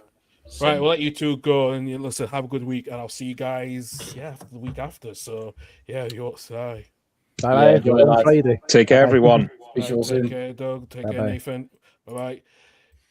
Thank you to Doug and Nathan joining us as well. But before we go, guys, we'll finish off as well. Like I said, that's gonna be interesting what Reece does. That bet with his stripper club in the back. Actually, it's not a bad idea. Go to a proper club. And just ask them to wear it. And you see, Reece, you've got a queer bit. I don't know what mine is because there was about 6 of them there. So he's have not chosen a full one yet. I honestly would recommend you go with a Man City and Cardiff half and half shirt for Stefan. Nah, make it free. He's got to include hearts. That's a better idea. I like that. That's a better idea, actually. Do you notice how Stefan's lips just pursed there? He went like, Yeah, I know. Look at his face. Look at it. He's just Stefan's like, Michael Bowers, I fucking hate you right now. For fuck's sake. Nah, that's the face. That's the face he makes when he watches Hibs play football. Yeah, true. Half Liverpool, half Cardiff City. Yeah, actually, I like that. That's one of the few I can agree on that one. Yeah. All right. Yeah, that's better than mine. Oh, I can top it. I can. Go on, top then. it. Half Liverpool, half Cardiff, but it's got a printed Hearts player of Carl's choice on the back. No fucking way. I like that. Oh yes, thank you, Reece. I think that's like a clear that. winger, given Stefan's reaction there, mind. Even your dog agrees. And whoever that dog is clearly agrees. That's Stefan's dog. Shit. Salute the dog. See, they agree. Good boy / girl. I don't know what gender the dog is, but there you go. It's Maisie. But what is this conversation turned into? I thought we were talking about the championship top scorers. All right, Annie, do you want to go back to the conversation when me and Carl were going? Let's kidnap Annie and take him to the Memorial Stadium instead. Right. Okay, Yeah. we'll not go down that rabbit hole again. Oh, Don't don't be hate But yeah, no. On a serious note, it's actually great that the championship is back now. It's been obviously when you get to the summer, it's nice to have a bit of a break from the football. Well, obviously we had the World Cup, so not a full break. But now that it's back, it's like Sorry. Don't talk about the World Just Cup. listen. We accept it, Annie. Even though we don't talk about it, but just listen. The best thing was the Argentines didn't win the World Cup final. Okay. That's the only saving grace that we have. Those words. Well, came the out of your Argentina mouth, didn't not win. All I'll just say is Fernandez. These two are the main all I'm going to antagonizers. say is England. Yeah, well, either way, but no, I'm looking forward to the season coming back again. Yeah. And I'm sure Carl will be looking forward to doing the 20 podcast with Doug. So yeah, that's how you know football's back. Absolutely. And and for Annie, what a better way to introduce it than Bristol City 0, Walsall 1. So. Oh, starts on Friday night, folks, and goes right through to Monday.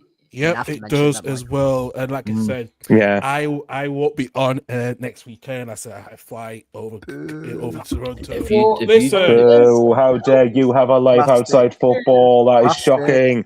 I am self-employed, guys. There's a difference. So I do have a fucking life because I'm self-employed. If you do not do what I said to you before we went live, I will be disappointed. What's this? Sounds ominous. If he does not go into the American border and say the rights are behind me, there's none in front of me, I'll be disappointed. Listen, right? Not touching this with a barge. We're not going to bring politics into this, are we? I'm not touching this with a barge ball. Yeah. No, I'm not going into this subject either. No, we're done with that, Reece. Forget that, okay? Let's not do anything to do with the colour orange or the person who happens to be running to be president of the United States of America. Let's just stay well away from that topic. Thank you very much. Guys, I'll set the stream up next week. We'll be absolutely fine. That'd be great. I think I have to agree with Doug there. I think they're the only two. That's a good shout. Yeah, I wouldn't say Adam Armstrong's not a bad bet for that either. No, Armstrong's in that, and I think that Potnick, if he stays at Swansea, he's in that category. I think Smodix, if Blackburn decide to sit, actually no, he's at Derby. Never mind. Smodix may have a good chance. Yeah. May I say Laurent Tolai? Sam Greenwood. God no. Oh, He's a Sunderland boy, isn't he? Yeah. Yeah, At Championship level, he's all right, to be fair. he's all right actually. Yeah. He scored a free kick against Newcastle. I'm sure you'll be happy to know. I do Yeah, have well, another. I have no prediction idea what for you're this one. talking about, Annie Harris. I Totally do have not another happy at prediction. all. I'm going to go with Steve Clark to Wrexham, What are we talking about now? Manager. their next manager. Oh, okay. We've gone on to that, have we? So we're going back on Stefan's going to get rid of Phil Parkinson and appoint someone else that Stefan clearly isn't a fan of. No, I think this absolutely stream's got a bit tangential at points. doesn't Oh, matter. Jesus. But Jesus Annie, Christ, let's be look. honest though, is that not expected at this point on this podcast? I Yeah, know we're not that's going a to good be point, yeah. professional for the first few shows, are we? Come on. Yeah, that's a good point. No, no. And come on, Right, we've so got you, fucking- yeah, we've got- you don't, yeah. That's a good We've point. got Reese on the show with us, Annie, as well. Come on, that's just a recipe for carnage. Yeah, Carl, we're not professional now. We're not professional in April. We're not professional at any time. It's like, exactly. So Then what's there the we point? go. That's the point. We're never Yeah, I professional. know. Stuff professionalism.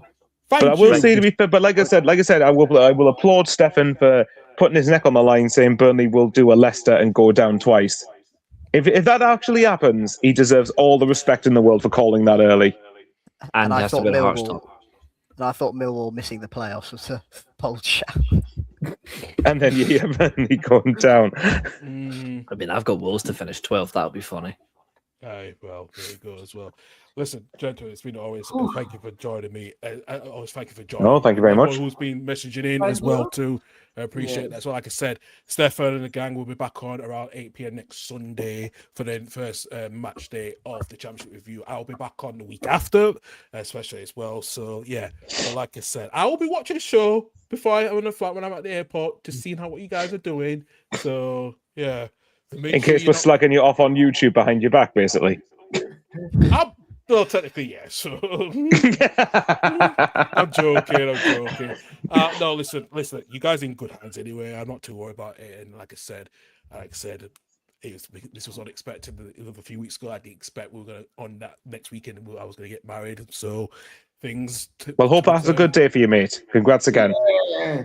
Thank you very much. I appreciate that as well. You guys will see the pictures the day after. No, please do. Yeah, you will. You know, that's a promise anyway. But like I said, myself and Stefan will be back on Tuesday to talk about the SPFL roundup at Tuesday at 2 p.m. on the Bants and Boots podcast as well.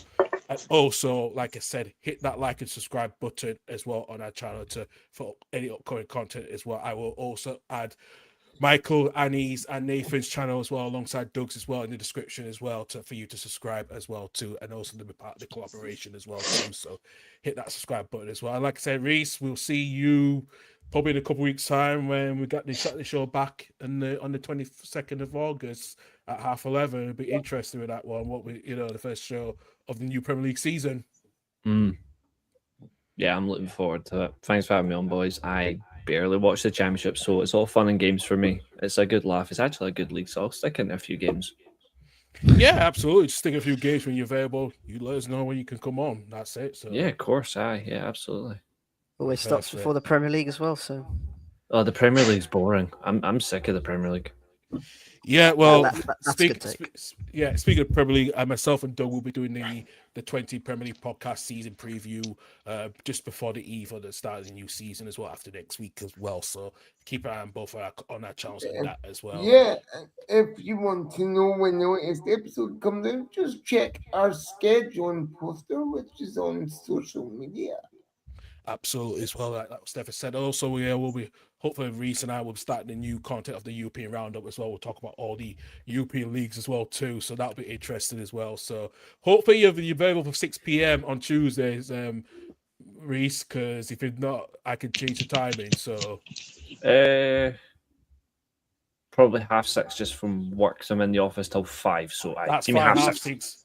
Yeah, Cool. 6:30 is good for me. I'll change your poster, that's fine. Thank you very much, Stefan. I appreciate that. But like I said, thank you for everyone for watching in. And listen, have a good week. In the weekend, just not long to go now. The new EFL season. It starts on Friday as well. So yeah, it's huge games, and hopefully Stefan will be happy if Cardiff don't beat Wrexham. But yeah, we'll see. It'll be But he's funny. going to be in for a whole host of ridicule if they do. Absolutely as well. You're going down. Like I said, from down, 5-star Ripley. Furies, listen, catching the score on you lads later. Appreciate that as well. Take care, So, everyone. take care. Have a good week. Take care, guys. Bye. Bye. Will still says Wrexham suck. You heard it from Reese. It's goodbye from us. Time for cities and towns to start dreaming again.